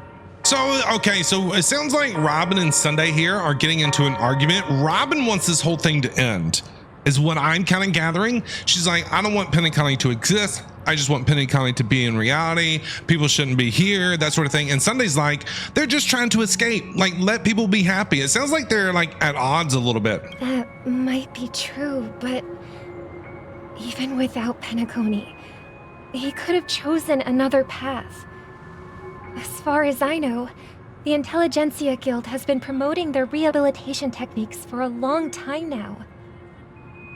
That path may have been more ordinary and challenging, but now he is receiving hospice care in a comatose state, and his fate is sealed. Well, I mean, I'm not gonna lie. If I was in a hospital, if I was in a coma, if I was on life support, I would want the option to have a dream to be here. Do you know what I'm saying? Like, I would want to be able to do things still, even though it's a dream. Does that make sense? Because I mean, I ain't doing nothing except laying there dying on life support and stuff like that, so why not hook me up? Is Penacony granting these people a future? Or is it taking it away from them? Well, don't forget this. Not everyone really has a future. True. The future for humanity is like the sky for birds. People mistakenly believe that flight is inherent to birds because they've never witnessed those birds crashing to their death. Do you remember how we took in that little Charmony dove when we were young? Yeah. I remember. We took care of it. Provided food and water, groomed its feathers. And later, when I decided to leave Penacony, I opened the cage and set it free. And let me guess, some hunter shot its head off as soon as you did. Well, I didn't mention what happened to it in my letters because I didn't want to upset you. Yeah, it's dead. Shortly after you left, it crashed to its death right in front of your window. See? See? Dead bird. I had surmised as much. I knew you wouldn't have avoided mentioning the bird for no reason. Dead bird. Despite that unfortunate outcome, I still believe it was the right decision. Birds aren't meant to spend their lives in cages. I agree. They belong in the sky, even if they can't fly. I couldn't have a bird as a pet. It would drive me crazy. All the chirping it would do, no way. But I don't see how people do it. If there are birds in this world that can never fly, can we really assert that they belong in the sky? Like penguins? Ostriches. They don't fly. Are you implying that the same goes for humans too? Let's take the Astral Express as an example. What about it? The Nameless made tremendous efforts to bridge worlds gaining fame across the universe. Yep. However, only a few extraordinary individuals can endure such a perilous journey.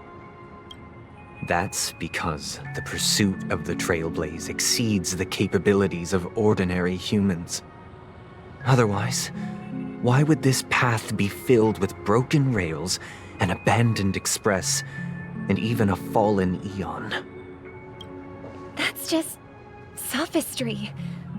If that were true, too many big then words. Only the powerful would have the right to determine the future. Too many big words. I need to Google sophistry. What does sophistry mean? Sophistry. Google sophistry. They use too many big words. The use of fallacious arguments, especially with the intention of deceiving. Okay. Now I know what it means. I've never heard that word before in my life. Unfortunately, that's exactly what happens. Another name for the future is self-value. While this world has its fair share of heroes who inspire people and garner admiration for their heroic deeds, the majority of ordinary people will never become heroes in their lifetime. Everybody is a hero. I don't care what anybody says.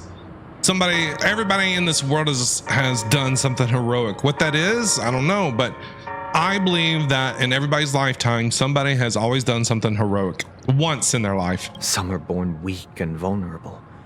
Some find themselves trapped in unfortunate circumstances. Some fall victim to malice and cowardice.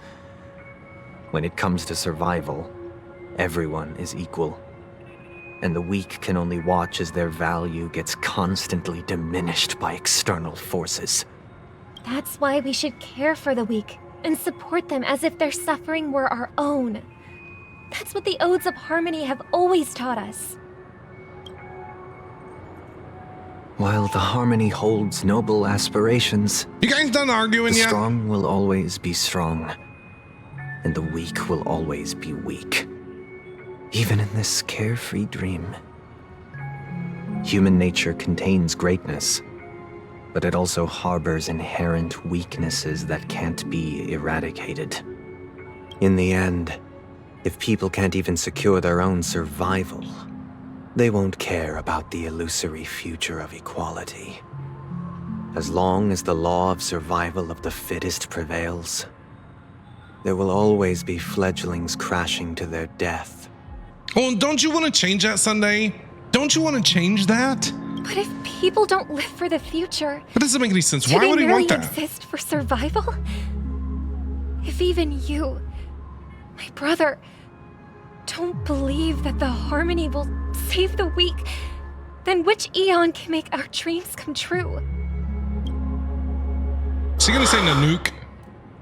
People often forget that when the first bird took flight, the entire world envisioned a future where... Where what?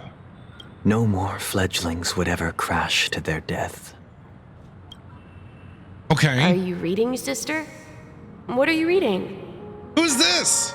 Oh, is that Sunday? Sounds like Sunday. Maybe as a kid. Mr. Gopherwood gave me a picture book. It's about the story of the harmonic strings. If I could become a chord master, I'd like to summon Dominicus, the harmonious choir. I want to sing with everyone and spread our wishes so that all can feel happiness and joy. That must be Robin. I see. Then I would summon the harmonious choir too. Don't you have a wish of your own, brother? Yeah, what do you wish for? Of course I do. It's just that it includes your wish and everyone else's. I long for a true paradise where everyone can find peace. Penacony. Then let's build a stage there and invite everyone to our performance so that both our wishes come true through the power of the harmonious choir. It's a deal then. Yeah, it's a deal. But how can I become a chord master? So is this where the idea of Penacony came into existence? Sounds like? Maybe. You will have to become a star first. I guess so. 8 system hours until the You're back Harmony sooner than Festival. I Okay. thought. Any results? Oh, we're back with Gallagher again. Holy moly's. Yes. And now, it's up to us to forge ahead. Since he's already carried out his last wish, my final mission is complete. I thought we were gonna go meet the Dream Master or whatever. But pardon me if I sound curt. It's good to have determination. The path Mikhail left for you is not an easy one to tread. I'd say. Why else would he have chosen to sleep in solitude, staking everything on some nameless in the future? But you have the numbers. And in numbers comes strength. So that might just delay your inevitable a little more. Look at Firefly. She looks so cute. Got any more encouraging words? As I see it, relying on Welt's negotiations alone is far from enough. Regardless of whether the other party will be compliant, negotiating simply allows us to meet them as equals and won't grant us an upper hand. Penacony is our rival's home turf, and we already have very few chips left to play with. Rather than idly sit around while the family's got us blocked off, an offensive approach might be a wiser course of action. So we're gonna take the fight to them, is what it sounds like. We're more familiar with the Stellaron's properties than most, and since it's the key to stabilizing the sweet dream, it's vital to the family's interests. By attacking their core interests, they're bound to retaliate hastily. And as the saying goes, haste makes waste. Himiko, I will say right now, I have never heard that before in my life. I've never heard someone ever say, haste makes waste. That's right.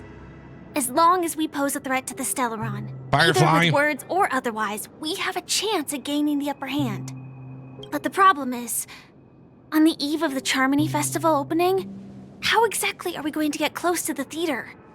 Family security will be airtight. Yeah. And if we brute force it, even if we succeed, it's too risky. I don't know. What should we do, Firefly? So, no one's gonna say anything?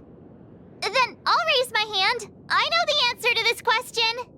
Okay, March, what is it? You, of all people? We're gonna make fun of March. Of course you do. I never doubted you for a second. Looks like we have one more ace up our sleeves. Time for the master stroke.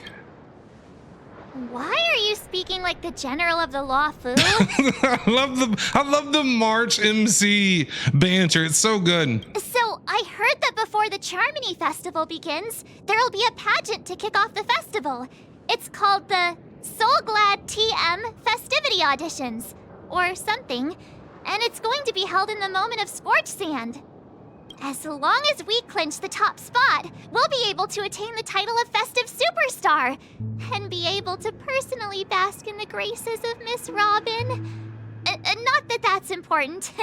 What's crucial is that we can enter the Grand Theater before the audience arrives. So we gotta be a part of this competition? Is this like American Idol or something? So, how do we go about participating in these festivity auditions? X Factor. America's Got Talent. Britain's Got Talent. I've already procured special invite tickets from Miss Robin's fan club. To tell you the truth, March is ahead of the I've been game. preparing to join the auditions all along, but now it looks like even if I scrape through, I probably still won't have the chance to shake Miss Robin's hand. So they're still running this thing, huh? It was originally just a publicity stunt, set up by Mikhail to drum up attention. But it looks like it might be worth a shot. Let's do it, I guess. We'll follow Marge's plan. Mr. Gallagher, will you be joining us? This is a wild way to go. I'm afraid I won't have the time. As a virtual character, fictionologist, I've already completed my final mission. Whether Penacony can awaken from this dream is all down to you. Okay. Should we ever cross paths again? I'd love for you to visit the Express. All right. I'll have to add to that data bank of yours you've got on the Express. And Miss Firefly, we thank you for all your support. We're faced with a formidable enemy. As long as the Astral Express and Stellaron Hunter's objectives are aligned, we're willing to cooperate with you. Yes, join our crew! We've already come this far together. I'd like to join you for the rest of your journey on Penacony. Yes! I'm pleased that we can finally fight shoulder to shoulder. I couldn't ask for a better ending. Yay, Firefly! This is also the spirit of the Trailblaze. Now, everyone, let's prepare to move out. Let's go! Ladies and gentlemen, welcome to Scorched Sand Hall. This is where challengers thrive and dream chasers shine, all under the watchful eye of the entire universe. Did we decide what we were gonna do for these auditions? Or no? We're just gonna wing it? If you have ambition, dream, and the drive, dear friend, the next superstar of Penacony's Charmony Festival could be you. What is this? It is like American Idol. Oh, wow, they've really outdone themselves. Oh, I'm starting to get excited. Behold, here come 4 friends with zero time and Good Trailblazer. aspiring to be the superstars of the festival. What are we supposed to be doing here? Is he talking about us? Apparently. Yes, you. There's no doubt about it. I see you have all the potential of a superstar in you. Excuse me, you 4. What are you hoping to get out of all this? Are we gonna be like a group, like New Kids on the Block or something? New Astral Express. What should we name our band? As the last group of contestants, how confident are you in overcoming all of the challenges? Easy. Would you be open to a brief exclusive interview with us? It'll be quick. Sure. Your journey is long and fraught with peril, yet under a sky blanketed by banners, you vie for the crown. The sword and rose! Protect the beauty! Magnificent and majestic! You must know Argenti, I would assume. A knight's head is hard as steel. Brother Lance's focus is stubborn as a heel. We don't all have to be winners, but if we don't have fun, we'd all be sinners. Oh, really, guy? That's the best you can come up with? People are pouring in. Kinda feels like all sorts of baddies are showing up. Let's get in there quickly and enter the competition. Okay, what kind of competition is this? Ladies and gentlemen, please make way. Make way. Who's this? Before us now is one of Penacony's top 10 wealthiest tycoons and the soul-glad business empire's founder, Mr. Ideen. Allow me to introduce myself. I wasn't expecting I'm the that. director of Soulglad's factory, Ideen Lena. My 4 friends, introduce yourselves to the audience across the cosmos. Oh, this will be good. This is gonna be good. Hello, everybody. I'm Himiko, a nameless from the Astral Express, and these are my companions. Don't you guys need to hide your identities? Hi, Mom! I'm on TV! Look at me! I made it! Can't hide it anyways. Penacony is plastered with our posters. And because the Astral Express is so well known, the family won't dare to make any rash moves. Hello, everyone. I'm Professor, and she's March 7th. Hello, everyone. I'm the Galactic Baseballer, and she's Say Cheese. Hello, everyone. Hello, everyone. These dialogue options are great. Is it really a good idea to have a talent show in this pivotal moment of our story? Yeah, don't be a party pooper there, Trailblazer. I'm the Galactic Baseballer, and she's Say Cheese. Don't expose my net handle to everyone. Hello, everyone. I'm March 7th. I'm an ordinary girl who loves adventures. Definitely not ordinary. Hello, everyone. I'm Firefly. I am also an ordinary girl who enjoys adventures. You are far from ordinary, too. So it's a bunch of nameless guests. This final face-off is bound to be spectacular. Time is precious. My 4 friends, come with me. Grab a bottle of Soul Glad and make your dreams a blast. Man, the music is a bop. Pass through the audition plaza and prepare to make your entrance. Okay. Grab a bottle of Soul Glad and make your dreams a blast. That's what you said earlier. Nameless, your arrival reminds me of the grand occasion when Penacony was first established. I was still a young, bright-eyed lad back then, lured here by the watchmaker's ads, full of zeal and ready to make my first fortune in life. Once, during a particularly grueling day, I passed out and was resuscitated by a drink from Mr. Sousa. That sweet taste has since been etched in my mind, and that was what drove me to create the Soul Glad that we all know and love today. Is it like the Coca-Cola recipe or something? You know, Pepsi, 7-Up, Sprite? Wonder what it would taste like. The dream-chasing era was truly a wondrous time. Oh, I miss those days, and the watchmaker. Scorched Sand Hall is my homage to that time of boundless possibilities. I wholeheartedly hope you make it to the finish and emerge as the next superstars of Penacony.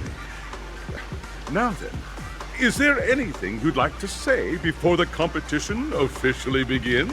I don't know. Nah, we'd win. Can we get the ball rolling already? I ain't got all day. Capiche? Rest assured, we're gonna take an L in this. I can feel it. I don't know what we're gonna do. What are we doing? The ever-vigilant, trailblazing spirit we all know. Is it like a dance competition? Hey, you should really fix that defeatist mentality of yours. Okay, sorry, Miss March. How about you? Hello, everyone! Next up, get ready for the Mega March 7th adventure, where I'm going to break the speedrun world record. In what? Elden Ring? Trailblazing into the uncharted and challenging the limits. That's Miss March 7th for you. How about Miss Firefly? I hope that by the end of this journey, everyone will have achieved the outcome that they hoped for. Oh, she's so sweet. A wonderful wish. Miss Himiko, what are you expecting from your team? Safety first, everyone. Oh, okay. Simple words, but full of warmth. Waiting for you are 3 stages. Each connected to that era. Okay. The first 2 stages offer 2 distinct paths to choose from, with unique challenges on each route. Is it like an obstacle course? And in the last stage, you will face off against a champion who has defended the title to this very day. A beloved contender whose noble virtues are unrivaled. All right. Those So are we are fighting? the rules. Simple. Okay, Everyone sure. Clear? Yep. Now, I hereby announce that the 33rd Scorched Sand Festival of the 20th season, sponsored by Soul Glad Enterprises, has started. Okay. Are we fighting? What are we doing? Everyone, as the Charmony Festival is drawing closer, we must reach the end as quickly as possible. Factoring in efficiency and safety, splitting up into 2 groups is the best choice. Okay, I guess. March and I haven't known Miss Firefly for too long and aren't overly familiar with her. Yes. It'd probably be better if the 2 of you paired up. Yes, Firefly, stick with me. Fine by me. Stay close with me. Stay close to me. All right. I don't have a problem with that. Let's go. Enough chit chat. Let's do this. Say what now? I get to pair up with Firefly and there's no catch. It'll be a shoo-in with me around. Holla. Hold up. Has any of you even bothered to ask me for my consent to this? I get to pair. Yeah, no catch. No catch to pairing up with Firefly. Groups then. Let's not waste time. Let's go. Date number 2 with Firefly. Welcome to the first stage of Soul Glad Enterprises' Stage 1. 33rd Scorched Sand Festival I don't know what we're doing. of the 20th season, Dream Play Fantasia.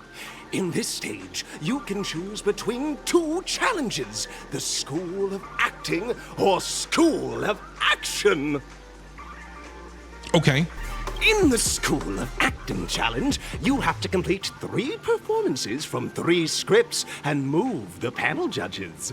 In the School of Action challenge, you have to defeat 3 groups of enemies convincingly and reach the end. Okay. Which one should we do? Now, make your choice. Which one do we do? Which one do we do? I vote for action.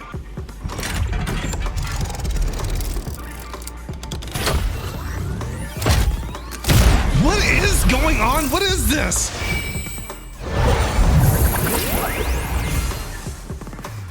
hell is happening? What? Click the button on the tracks and select the challenge arena to go to. I'm gonna do the action one, okay? I don't want.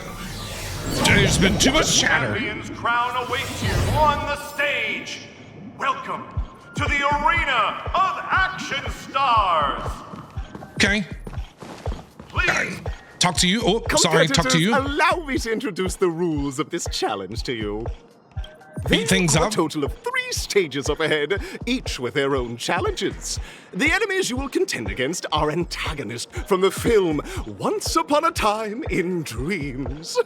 Defeat them swiftly and decisively to set a new record. No problem. It's worth mentioning that the fastest time for this stage was achieved by a contestant with fiery red hair. Astoundingly, he overcame all enemies across the 3 stages in only 5 minutes. Oh no. Oh, did he call you beautiful? Did he say that you're a handsome fella? Did he compliment your eyes? Oh no. Time is of the essence. Let's make this quick. Oh no. Sargenti, dude. Oh my lord. What is he doing here? We're gonna run into Argenti, aren't we? Contestants, Oh, you are good about God. to confront the monsters of the primordial dreamscape. Okay, Judge, During it's fine. this period, Penacony was nothing but a barren wasteland. The dreamscape was fraught with strife and disorder, with memory zone memes running rampant. Where is he? Where is Argenti? As dream chasers who've come to Penacony, Good defeating God. them is your first step towards success. All the Soul Glad is ours! Don't even think about plundering the Soul Glad from us! What? Okay, let's get it on. Acheron just kicking ass. Easy peasy lemon squeezy. Soul Glad! My Soul Glad! No problem. Pretty simple. I just hope these tests don't take too long. No problem. No problem at all. Next stage, I guess. What's a monkey? Congratulations on becoming the first group of dream chasers. Answering the call from the watchmaker, you are disappointed to learn that Penacony isn't paved with gold.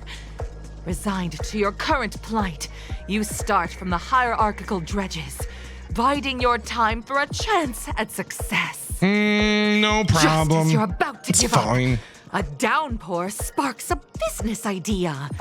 You enter the umbrella business. But just as things are looking up, you encounter a competitor. Umbrella Defeat business? them and emerge victorious from this trade war. Umbrella business? Really? That's what we're going with? Is our opponent so glad? Because this is Soul Glad Enterprises' 33rd festivity auditions of the 20th season. Okay, why is it 33? Shouldn't it be 20 if there's been 20 seasons? How come there's 33 auditions? Isn't this just product placement? To Obviously. safeguard the integrity of Soul Glad, I will soar high into the sky and become its shiniest star. Whoosh! Whoosh? What is going on, man? Get out of my game. No problem. Too easy, The bro. world kisses me with pain, and I provide with Soul Glad in return. Whoosh! Whoosh.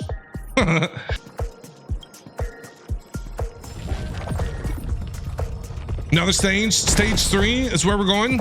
Oh, I see Chef Dinos. Congratulations to our 2 dream chasers for establishing yourselves as budding stars in Penacony. However, now you face a competitor selling at low prices, pushing you to the brink of bankruptcy. Okay. No matter how lengthy the battle, you always persevere. Man, so Topple dramatic. this powerful opponent, and the tides will turn, paving a way to success. So dramatic. None will take my Soul Glad away from me. I will use the Transmutation Arcanum to turn into a dinosaur! Oh, dinosaur! Devour my enemies! Grab a bottle of Soul Glad and make your dreams a blast! It's just a big giant advertisement. That's all it is. Who knows? Who knows? The body withers, but the Soul Glad name shall not. Go back to your cooking, okay? You truly are a beast, more than I can ever be. Go tell Chef Ramsay that you're an idiot sandwich. How about that? That should do it. Okay. Let's go. Mr. Yang is waiting for us. Let's go. See Yang. Isn't this fight way off from the actual storyline? I have no idea what's going on, Firefly. Why are you asking me? Transforming into a dinosaur isn't imaginative enough for you? This is the sort of magic only seen on Penacony. Anyway, let's get back on track. Where were we? Oh, that's right. After an extended battle, you finally emerged victorious! But the companion who journeyed to Penacony with you chose to leave, having lost all hope. Why? In the years that followed, you encountered each other once more on the prosperous streets of Penacony, but dared not call out to one another. Perhaps akin to the lingering regret of every dream chaser. Ah, well done! You brought to life the thrilling action scenes from Once Upon a Time in Dreams with your fighting skills. Okay. Sure. Whatever you say, lady. Let's hurry up and get to the next stage. Let's do it. I don't know where in the hell we're going. Like Boot Hill. Congrats to both of you for clearing the stage, but more importantly, are you having fun? Sure. Fun is more important than success. That's what you want to call it? Yeah. Look at the time. You finished much faster than that red-haired contestant did. What was his name, by chance? Did his name start with an A? That red-haired contestant. Oh, Lord. Who is that exactly? Oh, God, no. You'll find out eventually, but only if you clear the next test first. Welcome to the second stage of the 33rd Scorched Sand Festival in the 20th season, sponsored by Soul Glad Enterprises. Gunfire time! Hey, I wonder if this event is sponsored by Soul Glad Enterprises. You have the option to choose Gunfire and undergo Brother Hanu's trial, or Time, where you'll face Clucky's trial. What? Now, make your choice. What? Clocky's trial? Okay, I don't know what we're doing. It's like a little pinball machine or something.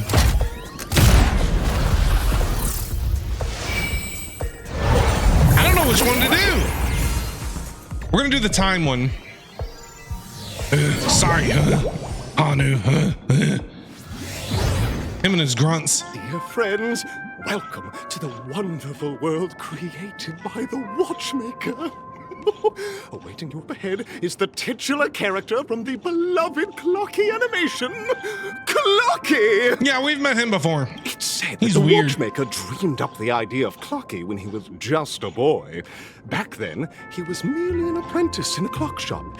And one night, he dreamt that all the broken clocks started sprouting arms and legs. Okay. Like a skilled pilot, he steered them towards the right path. As a classic figure who grew up with many, Clocky truly shaped a generation, solidifying the Watchmaker's pivotal role in popular culture. Contestants, may you have a wonderful time with Clocky. Thanks! The trial of time. I hope it won't waste too much of our time. I hope so too there, Firefly. I'm not gonna lie. Am I just a failed experiment? Clocky, you doing all right over here, bro? That statue. Did it just speak? I think so. Am I just a failed experiment? I'm just an expendable failure of a clock, aren't I? Big ticker. Hello, I'd like to play Dreamscape Ticker. So this stage is requiring us to cure this thing with a whole therapy session now. We've got an urgent matter to attend to. Can you please let us pass already? Yes. I know that this may sound like an exaggeration, but Penacony is actually in danger right now. We have to prevent it at all costs.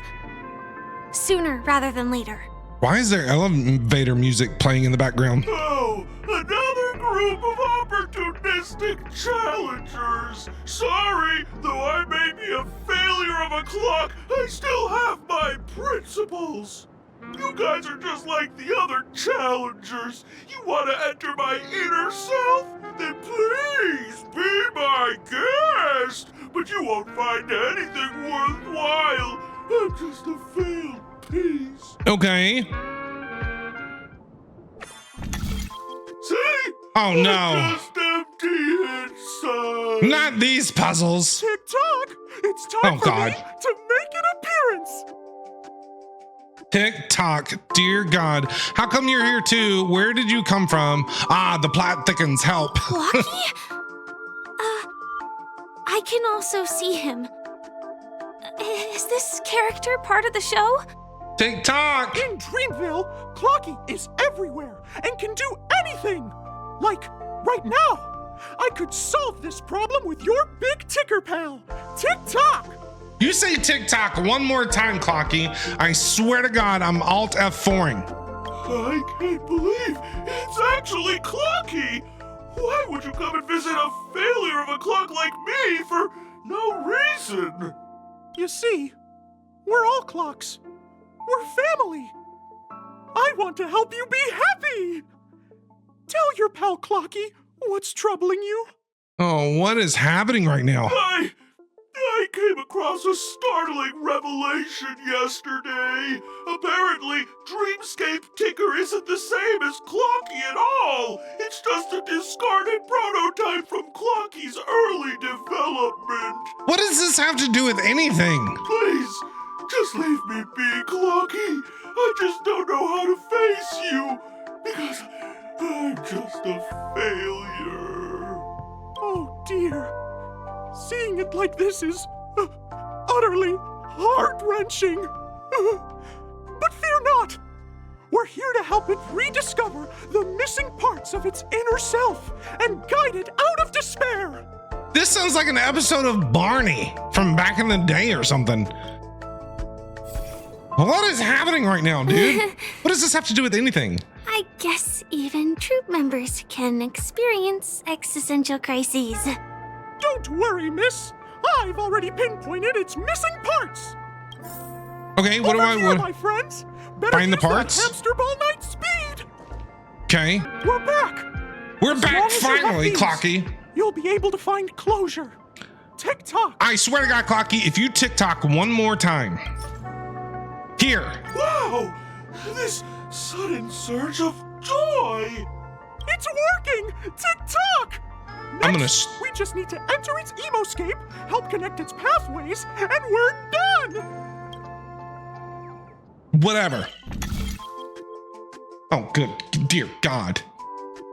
I should have done the other one. Okay, this, you go there. That's it. That's right there. That's it. That's gotta be it. That's it. Thank you, dear sweet Jesus. Whew.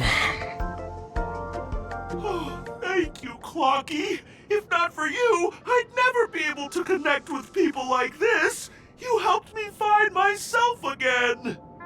No problem at all. As the guardian of Dreamville, it's what I'm here for. Tick-tock! Clocky, if I ever get the chance, I'm gonna have Akron do her thing and make you explode out of existence. Oh, my friends, you still have other important things to do, right? Go forth, my friends. When the moment comes, all the Dream Tickers and I will cheer for you. Thank you, Big Ticker. It's all done.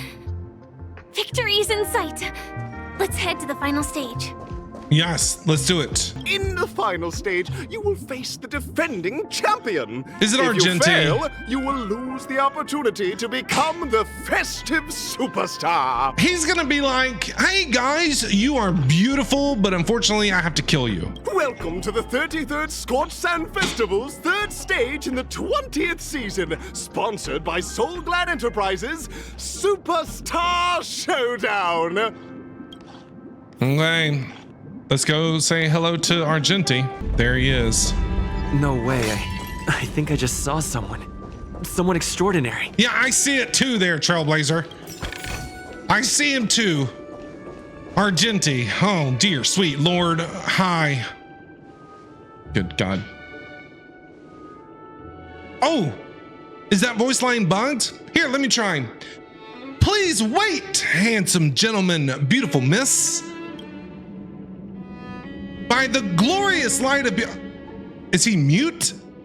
By the glorious light of beauty, I never thought I would see you again. In such turbulent times, your kind faces are as spring's gentle breeze, bringing solace to my scorched heart. Are you a knight of beauty? He's something, Firefly. Oh, so the red-haired contestant was you all along. Will you be participating in the Charmony Festival as well? Oh. Hear ye, the rosy glow of the beauty has rendered you speechless. What an honor. Upon hearing of the impending festivities, I commanded the one and only to bring me to Penacony with full haste. Alas, in a cosmos unguarded by the beauty, disorder prevails. Thus my passage was delayed by tending to the sick and injured. Fortunately, the mini rabbit, mech pilot, stray cat duelist, galactic ninja, and quad drive Intellatron, along with 32 other souls in distress, all emerged from their predicaments safe and sound. I then led them all here to revel in the harmony with the countless other splendid beings. Yeah, I guess his voice is bugged and it's not fixed. So, is this the beauty? It's dazzling. You are quite the savior, aren't you? I'm busy saving the world. Could you please make way? You're quite the savior, aren't you? I do not deserve such praise. Unfortunately, that dashing IPC ambassador whose radiance matches that of a beautiful peacock remains in a woeful state. How I wish he too could partake in this splendid occasion. Okay, let's get back to business. Since fate has brought us together, it stands to reason that you both seek the accolade of the audition's victor, correct? Though upon arrival, I was once mistaken for a towering silver-armored fugitive with fiery red flames due to my lack of eloquence, it matters not, for all these trials stem from the land of dreams' beauty. What matters is that I now stand before you. Our paths have crossed. I, Argenti of the Knights of Beauty, am humbly requesting for a battle in the name of the Code of Chivalry with you both. If I am fortunate enough to emerge victorious, kindly grant me passage to the crown of victory and recognize that. Idrilla, the beauty, is the most peerless beauty of them all. All right, Argenti, let's get it on. In any of the games. That's enough. I've come to grasp the sincerity of your cause. Get out of my game, Argenti. You knew from the get-go that you couldn't defeat us.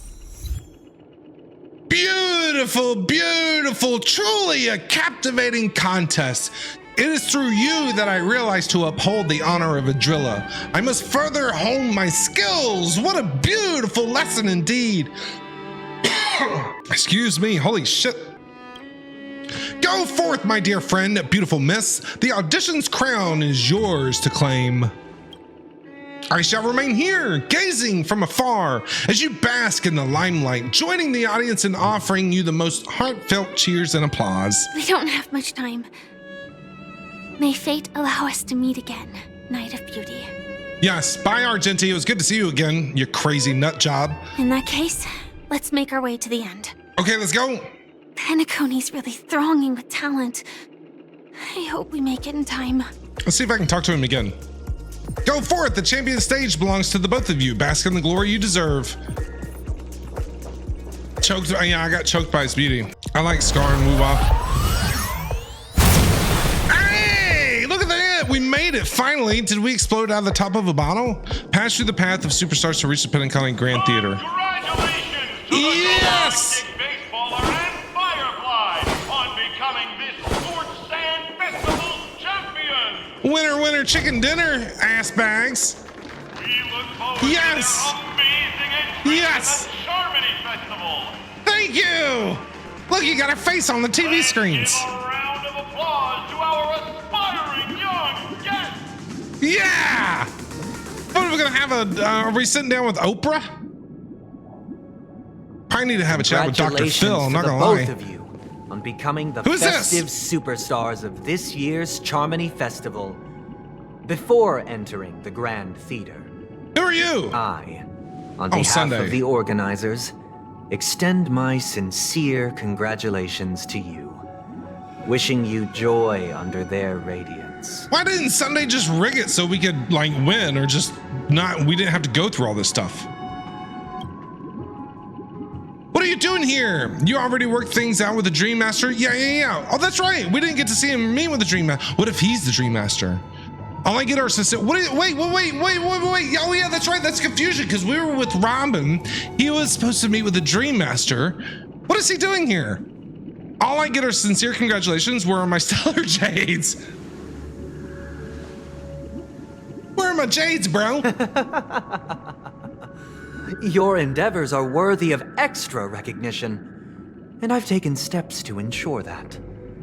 However, this reward is not a material one, but rather the opportunity for an open and honest communication between us. Okay. As previously promised, my sister, Mr. Yang, and I have met with the Dream Master. Okay, so they did we delved meet with into him. the truth about Penacony and its Stellaron, and have come to a consensus. And that is? Both I and the Oak family cannot acquiesce to your request. Why? For what reason? Why? Just as expected. Well, looks like we gotta kill Sunday. Sorry. We acknowledge the perspective of you, Nameless. Penacony does require change, but not as you propose. The planet of festivities cannot and will not revert to a place characterized by chaos, disorder, or anarchy. Through your journey of overcoming obstacles, you must have glimpsed the essence of that era. The vulnerable ruthlessly eliminated, equality non-existent, common folk living precarious lives, eking out a dreary existence. It's a lot of big talk coming from you, Sunday. Ultimately, only heroes like yourselves manage to achieve success. Are we gonna have to get into a fight with Sunday? That's what it sounds like. But I would dare ask, if you did not possess the special status of having a Stellaron, and you were but an anonymous and frail member among the masses, which Penacony would you prefer? A dystopia for the survival of the fittest, or a sweet dream paradise for all? How about neither? There's nothing wrong with being the fittest. Sweet dream paradise doesn't sound too bad. I don't know. Why are you asking? Yeah, why are you asking me, bro?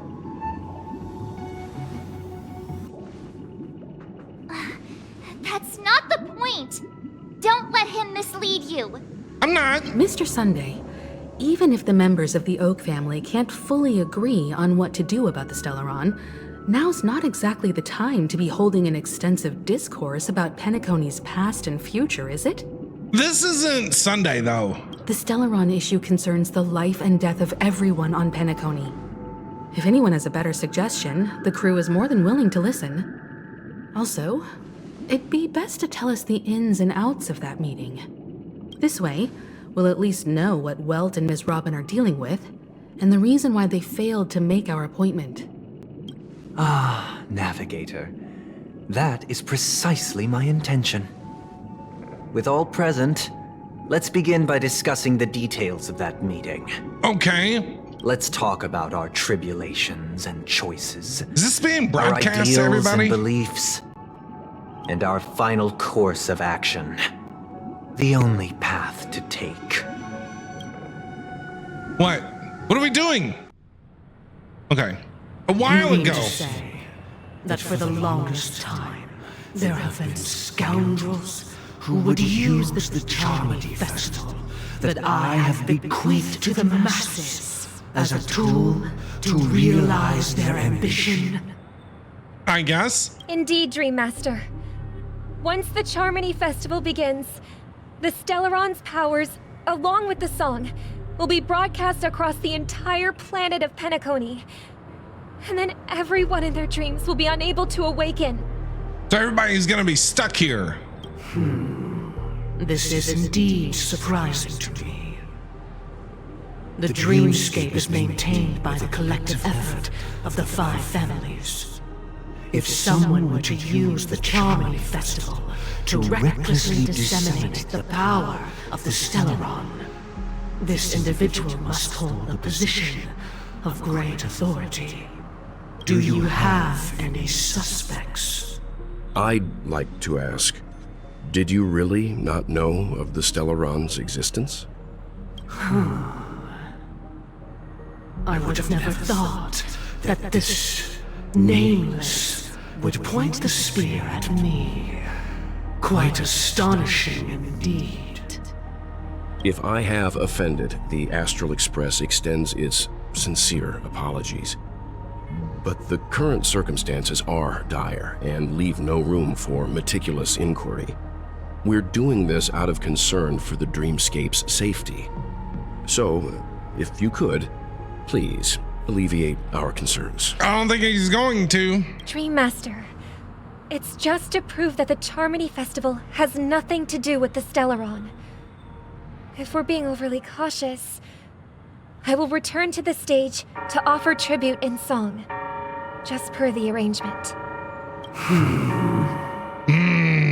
Sunday, Robin, I've watched you two grow up. This is Gopherwood, right? Dispositions like the back of my hand. Both of you, right now, can surely be lauded as their most devout advocates. I already know your resolve. The magnitude of this matter is enormous and cannot be taken lightly. Since Mr. Yang has asked with such earnestness, I will personally respond in kind. If there is a need, the entire Oak family will be mobilized to heed your call. Okay. Someday, might I ask you to beseech them to cast their light unto me, and question me in their stead, so that no lies may be concealed? I will do as you command. Robin, could I entrust you to be present as a I'm confusion. to document the truth, A little and bit. to proclaim my innocence, so that all slander may be utterly dispelled? I will do as you command. Okay. May thy will be carried out on earth, just as it is in the heavens. Oh, triple-faced soul, please sear his tongue and palms with a hot iron, so that he will not be able to fabricate lies and make false vows. It's the same thing you did to Adventuring. Let us begin. There is nothing else to prepare. Okay. Understood. Question. Have you devoted your life to your god, never worshipping other gods? Man, we're in church. Naturally. Do you love your god as you do yourself, always heeding their admonishments? Naturally. Have you strayed from the path expected by your god, betraying their name? Never. Have you ever been inordinate with your asks of your god, coveting more than the foundation of the creation itself? Never. Then, a final question. Who are you? What's the question? Do you swear to fulfill all vows, past, present, and future? With the Eon as my witness, if I do not deliver on my words, or if I renege on my vows, may I be cursed in accordance with divine law. They have seen your faith, and have endorsed your faith. With this, it can be evidenced... Just a moment. Oh, Welch jumping in! Oh no! What is it, Mr. Yang? Oh, Sunday sounded aggravated right there. I have another question I hope to have answered. To my understanding, the family's harmony and prosperity have never relied on so-called divine laws.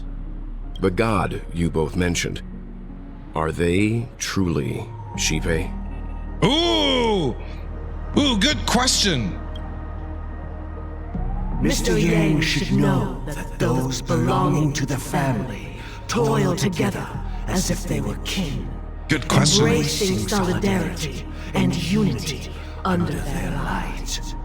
All duplicity is laid bare before the harmony. Such a delicate and complex symphony. Which other god could perfectly harmonize this if not for the great one? Shipe. Perfectly harmonize. Therein lies the problem. It isn't an outsider lurking in the shadows who changed the harmony, but a dissonance that has surreptitiously emerged from within this very symphony itself. Well, you're by yourself with Sunday and Dream Master and Robin standing there. I would just stay in there and just shut up before something happens to you. In the distant past, there existed an eon. With one flick of the wrist, they crafted the laws of the cosmos. Their followers formed the Beyond the Sky Choir, spreading solemn and reverent hymns throughout the universe. Later, they fell. The route traversed by this eon clashed with the harmony, ultimately being absorbed and fused into it. The chorus that once reverberated across worlds fell silent, and when it echoed anew, it was transformed into the hymn of harmony. All right, all of this is kind of going over my head a little bit. Though an eon may perish, paths with no masters still linger. In the all-forgiving harmony, echoes of bygone dissonance may subtly arise. Mr. Yang, being overly astute can be a detriment. Especially when you find yourself alone. That's what I said. Without allies. It's exactly what I said. You're asking too many questions, well, and nobody's here to help you. So this is how it is. For the sake of our grand cause, Sunday, please afford these two an opportunity to rest. Oh no, what are you gonna do with us? What? What are you gonna do with us?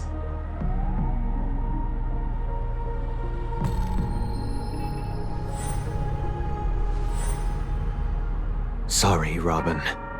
It's just you. I did not wish for you to know this. Wait. It's a pity that things have turned out this way. What are you gonna do? You're gonna kill your own sister, you idiot? Is he brainwashed? What is going on? So, this is the true reason I can't sing? The shadow that envelops Penacony is actually... We were never children of the harmony. Our ideal paradise could not have been crafted by Shipe. True bliss can only be guaranteed by the one who transcends the many. Wait, what? Within the foundation of law, humanity establishes civilization, and through harmony, we obtain order. What does that mean? I know it's highlighted, but what does that even mean? Order? What? Who? Is there like an eon of order that I don't know about? Or that I do know about, I just am not remembering because I'm stupid? Probably. Unbelievable. To think that there would be remnants of the order on Penacony. Who is the order? Ina is the eon of order. Ina, have I heard that before? What have you done with Mr. Yang and Miss Robin? Dead, probably. Don't worry. I just gave them some time alone to ponder their fates. But Sunday knew the whole time, Robin didn't? You should know that these actions make you an enemy of the Astral Express. So Sunday has been lying this whole time? Should we need to stand against the Nameless, it would only be myself and the Oak family involved. But we haven't reached that point yet. have we? Your efforts for the justice of Penacony are evident to everyone and have been widely observed. You want to talk terms with us? Stop beating around the bush and get to the point. Give Mr. Yang back to us, yes. Oh, I intend to. But that hinges on the outcome of this negotiation. No, let's fight. If it is the order that drove you to imprison Welt and Robin, and you're using them to coerce our compliance, then there'll be no point in entertaining any type of discussion. I agree, Himiko. You're mistaken, Miss Himiko. They are in very safe hands. And just as the family has always proclaimed, no one can be harmed in the dreamscape, least of all in the beautiful new world belonging to the Order. Penacony and the entire universe have witnessed far too much innocent bloodshed. The strong wield their blades against the weak, and the victors push the vanquished to the brink of life. Natural selection. The world abides by this principle, establishing the well-being of humanity atop the corpses of the downtrodden. Only we, or rather, I, possess the power to put an end to this farce. Sunday's crazy. So you've decided to resurrect a dead Eon? No one's ever done such a thing. If Miss Himiko is interested, let's draw back the veil and speak candidly. I've always firmly believed that people can understand one another through peaceful means. I'm willing to divulge the unembellished truth as to the intentions of the Order's Pathstriders. Yes, please. So that you will make better judgment for the Astral Express, for Penacony, and for this stretch of the universe. Words can hardly do justice to the beauty of that ideal. So, come with me, everyone. Let us retrace our steps and see once again where this road leads. Okay. Were things said before now that was like hinting to them actually not following the path of the harmony, that they were doing the path of the Order with this Ina and not G-Pay and all this stuff? I'm gonna have to go back and watch stuff. Where'd he go? Marge, I don't know. Welcome. I don't know what's going This on. isn't any location in Penacony's dreamscape. It's my inner world.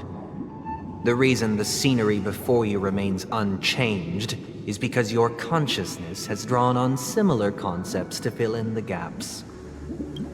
Okay, you've imprisoned us. Who in their right mind would expose their inner self like this? That means... Did you do the same to Welt? It's a tuning process, stronger in effect and more draining on the mind. The gray-haired guest has experienced it before, so he should understand what it entails. Tuning allows you to intuitively grasp my feelings, which also means that I cannot hide anything from you. Come out and fight! Look me in the eyes, okay? Now, everyone, please look at the huge screen. There's two of them. The road we once took begins here. There's two of them. Which one do you want me to look at? From this point on, both. You will witness the numerous decisions I've faced.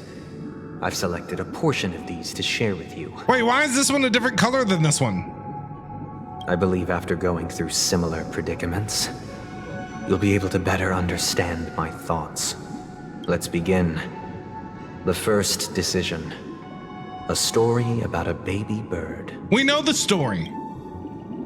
This story happened when Robin and I were very young. We know the story. We were victims of the Stellaron disaster. And the family's Mr. Gopher Wood, who would later become the Dream Master of Penacony, saw that we siblings had no one to turn to and took us in. Later on, Robin and I lived a time with nary a care in the world. One day, after dinner, while my younger sister and I were lounging about in Mr. Gopher Wood's yard, we spotted a fledgling Charmony dove all on its own. We know this.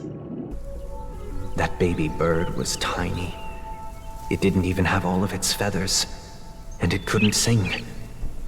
When we found it, it was already on its last breath, having fallen into a shrub, probably abandoned by its parents. We decided to build a nest for it right there and then. However, thinking back, that winter was unusually cold. Why are we going through this story fierce again? Winds at night in the yard, not to mention the many poisonous bugs and wild beasts in the vicinity. It was clear that if we left the fledgling in the yard, it stood no chance of surviving until spring. So, I suggested we take it inside, place it on the shelf by the window, and asked the adults to fashion a cage for it. Yeah, we know. We decided that when it regained its strength enough to spread its wings, we would release it back into the wild. The tragic part, something that we'd never considered, was that this bird's fate had already been determined long before this moment. Its destiny was determined by our momentary whim. Now, I pass the power of choice to you all. Faced with this situation, what choice would you make? What does it matter? Stick to the original plan, and build a nest with soft net where the Charmony dove fell. Okay. Or build a cage for it, and feed it, giving it the utmost care from within the warmth of a home. Well, I mean, I eagerly await your answer. Am I having to choose? Build a cage for the little Charmony dove, or build a bird nest on the spot. Well, it's gonna. I'm gonna sleep on it. How about that? Yes, stay tuned. Same professor time, same professor channel.